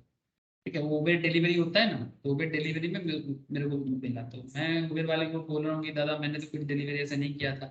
तो वो बोल रहे कि मैंने इस जगह से लेके आया, आपके नाम पे डिलीवरी है, आपको लेना पड़ेगा। हम बोले मैं तो पेमेंट नहीं करूंगा आपको, क्योंकि मैंने कोई डिलीवरी किया ही नहीं था। तो बोलते नहीं, जिन्होंने भेजा उन्होंने पेमेंट कर दिया। तो मेरे को ना ये उबेर डिलीवरी के बारे में ना नॉलेज नहीं था, तो मैं ना पता नहीं, मतलब समझ में नहीं आ रहा है कि किसने मुझे भेजा। ठीक है, तो मैं मतलब खड़ा हुआ, तो वो जो डिलीवरी बॉय वो मुझे बोल रहे दादा मेरा देरी हो रहा है, आप जल्दी से इसको लो और मुझे छोड़ो। मैं बोलता हूँ दादा मैं कैसे लूँ, मुझे तो समझ में नहीं आ रहा है कि ये मेरा है कि नहीं है। फिर अचानक मैंने फोन देखा, फिर फोन में एक मैसेज आया, तो जो स्टूडेंट ने मुझे भेजा था, मैं देखा कि उसने मुझे मैसेज किया कि दादा ऐसा मैंने आपको कुछ भेजा है, आप उसको रिसीव कर लो। तब जाके मैं उबेर वाले को बोला कि अच्छा दादा ठीक है, कि मेरे को स्टूडेंट ने भेजा है, आप मेरे को ये दे दो, ठीक है ये मेरा ही है। तो मेरे को उबेर वाला बोलता है आपको पता ही नहीं है। अरे नहीं यार, ये कुछ कुछ लोग ऐसे पागलपंती करते हैं, मैं भी परेशान, आप भी परेशान। चलो, सो आई होप यू अंडरस्टैंड। मुझे एक्चुअली डर यही था कि भाई दूसरे का चीज कहाँ रिसीव कर लूंगा, फिर बाद में पेमेंट करना पड़ेगा, है ना, क्योंकि मुझे क्वासी नॉलेज में आ गया। अब ये ज्यादा पढ़ने का और पढ़ाने का ही दिक्कत है। So these relations are called a quasi-contractual obligation. In India, it is also called a certain relation resembling those created by contracts. Salient features of quasi-contract क्या है? ठीक है, quasi का कुछ salient features हैं. In the first place, such a right is always a right to money and generally, though not always, to a liquidated sum of money. मतलब इसमें अगर आप कभी भी किसी और का चीज गलती से कंज्यूम कर लेते हो, तो नॉर्मली आपसे मनी ही क्लेम किया जाएगा। ठीक है, कि भाई मेरा पैसा दो, but normally, ठीक है, though not always, to a liquidated sum of money. Secondly, it does not arise from any agreement of the parties concerned, but it is imposed by the law. मतलब यहाँ पर कोई पार्टी के बीच में agreement नहीं होता है। मतलब ऐसा नहीं कि जिसका फ्रूट्स गलती से आपके पास आ गया था वो आपके साथ कोई कॉन्ट्रैक्ट या एग्रीमेंट करेगा। ये बेसिकली लॉ इम्पोज करता है, मतलब लॉ बताता है, कोड बताता है, भाई दूसरे का चीज कंज्यूम कर लिए, खा लिए, अब उसको पैसा दो क्योंकि वो आपका नहीं था। ठीक है, and thirdly it is a right which is available not against all the world but against a particular person or persons only, so that in this respect it resembles a contractual right. So cases deemed as quasi contract claims for necessary supply. अच्छा, किस तरह का cases बनता है? Section 68, 69, 70, 71, 72। देखो sir, यहाँ पर कुछ मतलब सीरियस केस बन जाता है। जैसे मानो कि रास्ते में किसी का बच्चा आपको मिल गया, ध्यान से सुनना, गलती से कोई किसी का बच्चा, यहाँ पर मैंने आपको मनी पर्स बताया था। अब मनी पर्स की जगह कोई एक, मतलब ऐसा नहीं कि कोई फुटपाथ में जो काफी सारे लोग घूमते हैं, मैं उनका बात नहीं कर रहा हूँ, कोई नॉर्मल घर का जो फुटपाथ में नहीं है, मतलब जिसका कोई होमलेस का नहीं, कोई इसका घर है बट वो किसी कारण से रास्ते पे आ गया और वो बोल नहीं सकता। ऐसा होता है ना सिचुएशंस, आप देखिएगा ऐसा वीडियोस वगैरह भी होता है। तो वो घर से निकल के आ गया, उसके माँ पापा को शायद पता नहीं चला, may be for any reason उसका हाथ छूट गया हो कहीं पर भीड़ पे, तो वो बच्चा आपको मिला। अब उस बच्चे का डिटेल्स आपको पता नहीं, वो बच्चा भी कुछ बोल नहीं पा रहा है क्योंकि वो इतना छोटा है कि वो बता नहीं पा रहा है। तो ऐसे हालत में आप उस बच्चे को देखभाल करते हो, उसको खाना खिलाते हो, उसका जो भी जरूरी चीजें हैं देते हो। अगर उसका कुछ तबीयत खराब रहता है ना, मे बी उसका कुछ बीमारी है, ठीक है, मे बी उसका कुछ डिजीज है, अब डिजीज के लिए आप उसको उसका जो भी मेडिसिन चाहिए होता है आप उसको देते हो। ठीक है, लॉस्ट चिल्ड्रन जो भी आपको मिला है, तो आप उसको नेसेसिटी देते हो। अब ऐसे केसेस में जब आपको पता चलता है कि इसका पेरेंट्स कौन है, इसका फैमिली क्या है, तो क्या आप उनसे ज्यादा डिमांड करोगे? मतलब भाई मैंने आपको बच्चे को देखा, अपने बच्चे को मैंने मतलब सेव किया, ठीक है, तो क्या आपको बाद में पता चला दे आर वेरी रिच, सो क्योंकि दे आर वेरी रिच तो आप कुछ भी क्लेम करोगे सर? हेलो, क्या कहता है आपका मोरालिटी, क्या कहता है?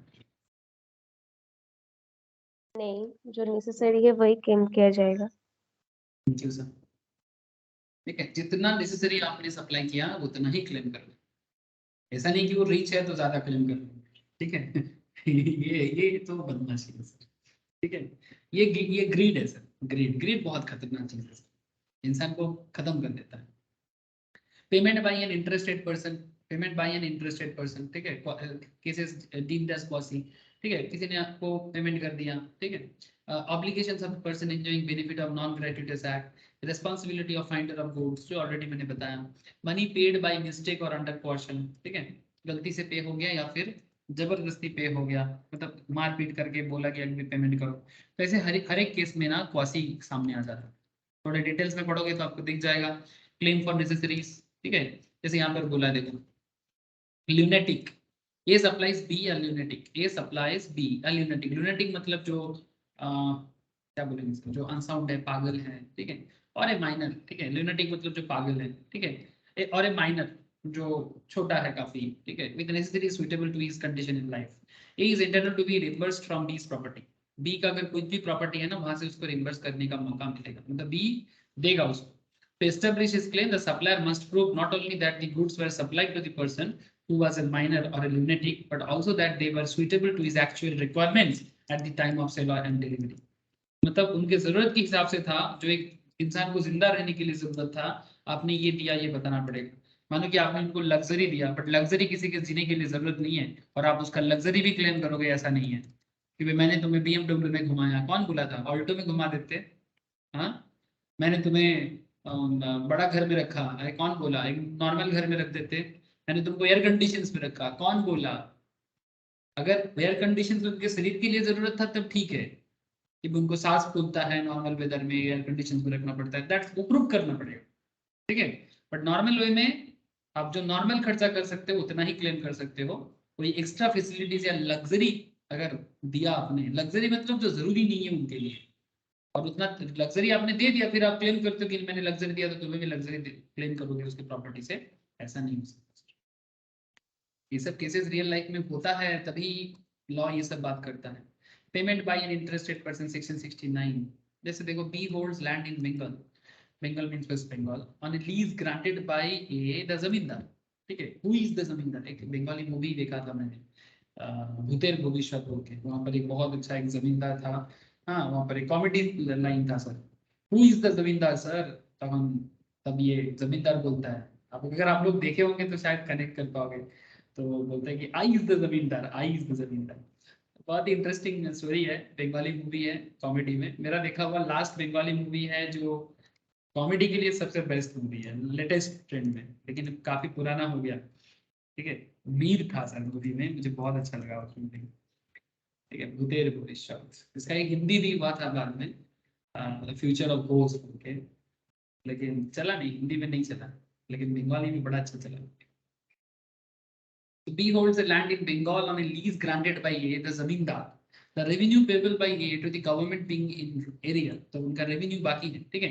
The revenue payable by A, मतलब जमींदार का गवर्नमेंट का revenue बाकी है। His land is advertised for sale by the government. Under the revenue law, the consequence of the sale will be the annulment of these lease. B, to prevent the sale and the consequent annulment of his own lease pays to the government the sum due from A. A is bound to make good to be the amounts of paid, मतलब payment by an interested person, section 69, बड़ा simple बात है। आजकल ऐसा बहुत होता है sir, मानो कि आपको कोई प्रॉपर्टी खरीदना है, ध्यान से सुनना बात, अब जमींदारी छोड़ के नॉर्मल प्रॉपर्टी देखते हैं सर, चलो 99 एकड़ में चलते हैं और एक प्रॉपर्टी देखते हैं मेरे आसपास में कहीं प्रॉपर्टी है कि नहीं, प्रॉपर्टी तो भरा पड़ा होगा, ये प्रॉपर्टी देखते हैं। मानो कि ये एक प्रॉपर्टी है, अब ये प्रॉपर्टी आपको पसंद आया और एक आप ये प्रॉपर्टी लेना चाहते हो, आई डोंट नो कहाँ है, बट एक एग्जांपल दे रहा हूँ। अब ये प्रॉपर्टी जिसका है उसका गवर्नमेंट के पास जो रेवेन्यू वगैरह है ना, टैक्स वगैरह है, सब बाकी है, ठीक है, लेकिन आपको ये प्रॉपर्टी लेना है, ठीक है। तो आपने क्या किया, क्योंकि यू आर इंटरेस्टेड पार्टी, कि आपको ये प्रॉपर्टी चाहिए, आपको कंस्ट्रक्शन अच्छा लगा, सिस्टम अच्छा लगा, और इसका एक मानो एक दाम है कुछ 30 लाख का, 35 लाख का या 40 लाख का प्राइस वाला है, तो आपको प्रॉपर्टी पसंद आया और आप ये लेना चाहते हैं, लेकिन जो इसका एक्चुअल लैंड ओनर है, लैंड ओनर इसका रेवेन्यू गवर्नमेंट का टैक्स वगैरह बाकी रखा है, मे be for the last 10 years. तो नॉर्मल रूल कहता है कि पूरा टैक्स जितना बाकी है लैंड ओनर का, वो पूरा का पूरा टैक्स रेवेन्यू किसको देना चाहिए, आप ही लोग बताओ मुझे सर। अगर लैंड ओनर का टैक्स बाकी है तो लैंड ओनर, ये ऑब्लिगेशन किसका है, जो बायर है प्रॉपर्टी का उसका, कि जो लैंड ओनर या जमींदार है उसका, मतलब ये गवर्नमेंट के घर में कौन पे करेगा, बोलो सर। अगर गवर्नमेंट का टैक्स या रेवेन्यू बाकी है तो ये गवर्नमेंट के घर में कौन पे करेगा, लैंड ओनर पे करेगा कि बायर पे करेगा? Land owner. लैंड ओनर पे करेगा। Thank you sir. अब अगर लैंड ओनर पे करेगा तो वो वेरी सिंपल कॉन्सेप्ट, लेकिन मानो कि यहाँ पर लैंड ओनर नहीं करता है तो बायर क्या करेगा, अपने पॉकेट से, क्योंकि उसको प्रॉपर्टी लेना है और टैक्स रेवेन्यू उतना भी नहीं होता है सर। मैं भी मानो 10 साल का है तो हो सकता है कि 20,000 ईयरली 20,000 करके 20,000 का बाकी था। तो ये 20,000 अगर बायर जो प्रॉपर्टी बाई कर रहा है अगर वो दे देता है गवर्नमेंट के घर में तो वो लैंड ओनर से क्लेम कर सकता है। तो ये एक क्वासी हो गया, ठीक है, ये एक तरह का क्वासी हो गया कि भाई इंटरेस्टेड पार्टी अगर कुछ पे कर दिया लेकिन उसको पे करना नहीं था, पे करना था लैंड ओनर को या जमींदार को, ठीक है, अब ये ऑटोमेटिकली क्वासी हो गया। Clear? Section 69 obligation of person enjoying benefits of non-gratuitous act in terms of section 70 of the act, where a person lawfully does anything for another person or delivers anything to him not intending to do so gratuitously, and such other person enjoys the benefit thereof, the latter is bound to pay compensation to the former in respect of the restore, मतलब in respect of that, or restore the things so done or delivered। मतलब अगर आप किसी को किसी भी तरह का मतलब नॉन ग्रेट्युटस एक्ट, मतलब कोई गिफ्ट आपने नहीं दिया, आपने किसी को कुछ चीज दिया और बदले में वो उसको कंज्यूम कर लिया, लेकिन ये गिफ्ट नहीं था, ठीक है। जैसे कि मैं आपको बोला ना, ये tradesman leaves goods at B's house by mistake and B treats the goods as his own, he is bound to pay A for them, तो वही बात हो गया सर, ठीक है। ये कोई ग्रेट्युटस नहीं था। जैसे वो एक फ्रूट्स वाला भी बोला मैं आपको कि उसको लगा कि बर्थडे गिफ्ट है तो उसने खा लिया, तो ऐसा नहीं। Obligation of person enjoying benefits of non gratuitous act, अगर गिफ्ट है तो कोई पेमेंट नहीं होगा, लेकिन अगर कोई गिफ्ट नहीं है तो फिर उसका पेमेंट आपको करना पड़ेगा, बिकॉज ये क्वासी है, बिकॉज वो क्वासी कॉन्ट्रैक्ट है। यहाँ पर कोई किसी के साथ एग्रीमेंट नहीं बना रहा था, बट लॉ उसको एग्रीमेंट बनाने में बाध्य करेगा, बाउंड करेगा, ठीक है। तो यही बात है सर। यहाँ पर एक केस भी बना है, Shyamlal versus state of Uttar Pradesh, all India report 1968 130। The above can be illustrated by case law where K, a government servant, was compulsorily retired by the government. He filed a right petition and obtained an injunction against the order. He was restated and was paid salary but was given no work. And in the meantime, government went on appeal.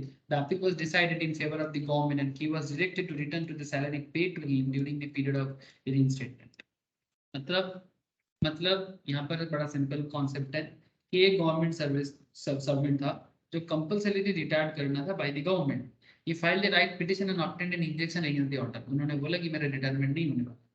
He was reinstated and was paid salary, ठीक है, उनको वापस काम में reinstate किया गया और salary दिया गया, but was given no work. And in the mean time government went on appeal, बदले में गवर्नमेंट अपील में चला गया। The appeal was decided in favour of government and K was directed to return the salary paid to him during the period of reinstatement, क्योंकि काम तो नहीं हुआ। अब जो नो वर्क नो पे, ठीक है, ये रिपोर्ट हुआ था, ठीक है। अगर काम होता, अगर आपने पेमेंट लिया तो काम करो, और अगर काम किया नहीं तो फिर पेमेंट क्यों ले रहे हो? आई थिंक क्लियर हो रहा है सर। तो इसी तरह का कॉन्सेप्ट यहाँ पर बड़ा केस बना था। Responsibility of finder of goods already बोल दिया सर, ठीक है। किसी का वॉलेट पड़ा हुआ देखोगे तो क्या करना चाहिए, सेक्शन 71, मैंने आपको पहले ही इसके बारे में बोला था। और ये केस कब बना था sir? Hollins versus Holler, Hollins versus Holler, एलर एंड एचएल, ठीक है। ये केस में ऐसा हुआ था। H picked an diamond on the floor of A's shop and handed over the same to A to keep till the owner was found. In spite of the best efforts, the true owner could not be traced. ढूंढने का कोशिश भी नहीं किया गया। After the lapse of some weeks, each tendered to F the lawful expenses incurred by him. ठीक है, वो बोला कि भाई तुमको ढूंढने में मेरा काफी खर्चा हुआ, and requested to return the diamond to him. F refused to do so, held F must return the diamond to him. जिसका है उसको रिटर्न करो, as he was entitled to return the goods found against everybody except the true owner. ठीक है। सो ये case तो एकदम simple case है, जिसका चीज उसको दो और उसको देने में आपका जो भी लीगल खर्चा हो आप उसको जरूर वहां से डिमांड करो, अदरवाइज आप गलत माना जाओगे, ठीक है। P a customer in D shop puts down a brooch on her coat and forget to pick it up. And on one of these assistant finds it and puts it in a drawer over the weekend. On Monday, it was discovered it to be missing. He was held to be liable in the absence of ordinary care, which a prudent man would have taken. किसी का चीज मिलने पे क्या करना चाहिए, उसको वापस देना चाहिए। अब अपने ड्रायर में रख के भूल जाओगे तो थोड़ी ना कोई बात कर, ठीक है। आपको वही करना चाहिए था जो एक नॉर्मल इंसान को करना चाहिए था। मनी पेड बाय मिस्टेक और अंडर कोर्शन, ठीक है। अगर किसी को गलती से पैसा दे दोगे तो क्या होता है, तो सेक्शन 72 कहता है a person to whom money has been paid और एनीथिंग डिलीवर्ड बाय मिस्टेक और अंडर कोर्शन, मतलब या तो जबरदस्ती या बाय मिस्टेक या तो अंडर इन्फ्लुएंस, मस्ट रिपे और रिटर्न इट, ठीक है। Every kind of payment of money or delivery of goods for every type of mistake is recoverable. Shiva Prasad versus Srish Chandra, All India Report 1949, ठीक है। A payment of municipal tax made under mistake, belief or because of misunderstanding of the terms of lease can be recovered from municipal authorities. मतलब अगर गलती से municipal authority को कोई extra tax दे दिया या अमाउंट पे कर दिया तो आप म्यूनिसिपल अथॉरिटी से रिकवर कर सकते हो। इसके ऊपर एक केस बना था सुप्रीम कोर्ट में, sale tax officer versus Kanhaiya Lal 1959, ठीक है। सिमिलरली और भी केस बना है, सेठ क्या नाम है सर, खंजलेक versus national bank of India, ठीक है। Trikam Das versus Bombay municipal corporation, different kind of case real life में बना है सर। क्वासी कॉन्ट्रैक्ट और नॉर्मल कॉन्ट्रैक्ट में फर्क क्या है, जस्ट एक गो थ्रू कर लोगे तो समझ में आ जाएगा। नॉर्मल कॉन्ट्रैक्ट क्या होता है, the essential of the formation of a valid contract are present, मतलब जो नॉर्मल कॉन्ट्रैक्ट होता है उसमें कॉन्ट्रैक्ट को वैलिड करने के लिए जो एसेंशियल एलिमेंट्स है वो प्रेजेंट होता है, बट क्वासी कॉन्ट्रैक्ट में जो वैलिड कॉन्ट्रैक्ट करने के लिए जो एसेंशियल्स होता है वो प्रेजेंट नहीं होता, ये तो लॉ के थ्रू से हो जाता है। क्वासी इम्पोज्ड बाय लॉ होता है, but normal contract created by the consent of the parties, दोनों पार्टी जानबूझ के कॉन्ट्रैक्ट करता है, बट क्वासी जानबूझ के नहीं होता, ठीक है, ये अनजाने में हो जाता है, ठीक है, याद रखिएगा सर। सर ये रहा contingent contract and quasi contract का details discussions with examples and differences. अब इसमें नीचे ये नोट्स के नीचे समरी है, मैं जिसके पास नहीं है मुझे एक बार व्हाट्सएप करो, मैं डिटेल शेयर कर देता हूँ, ठीक है। जिनके पास है वो रिवाइज करना चालू कर दो, ठीक है। इसके नीचे आपको एमसीक्यू भी मिलेगा, कुछ सब्जेक्टिव क्वेश्चंस भी मिलेगा, प्लीज प्रैक्टिस करना स्टार्ट, ठीक है। और जिनका बेसिक्स ऑफ कॉन्ट्रैक्ट नहीं हुआ है उनको मैं बेसिक्स ऑफ कॉन्ट्रैक्ट शेयर करूंगा, तो आपको जरूर एक बार बेसिक्स ऑफ कॉन्ट्रैक्ट अभी एक बार देख लो, वापस मैं जब लाइव करवाऊंगा तब और एक बार लाइव कर लीजिए, ठीक है। नेक्स्ट क्लास में कॉन्ट्रैक्ट में या दूसरा किसी चैप्टर में मैं बात करना स्टार्ट करूँ। आज का क्लास इतना ही है सर, आई थिंक आप लोगों को समझ में आया सर, समझ में आया ना सर? हाँ यार, ठीक है सर, फिर good night sir, Tata. Good night. Thank you, sir. Okay sir, Tata sir, thank you, thank you sir. Thank you sir. Thank you sir.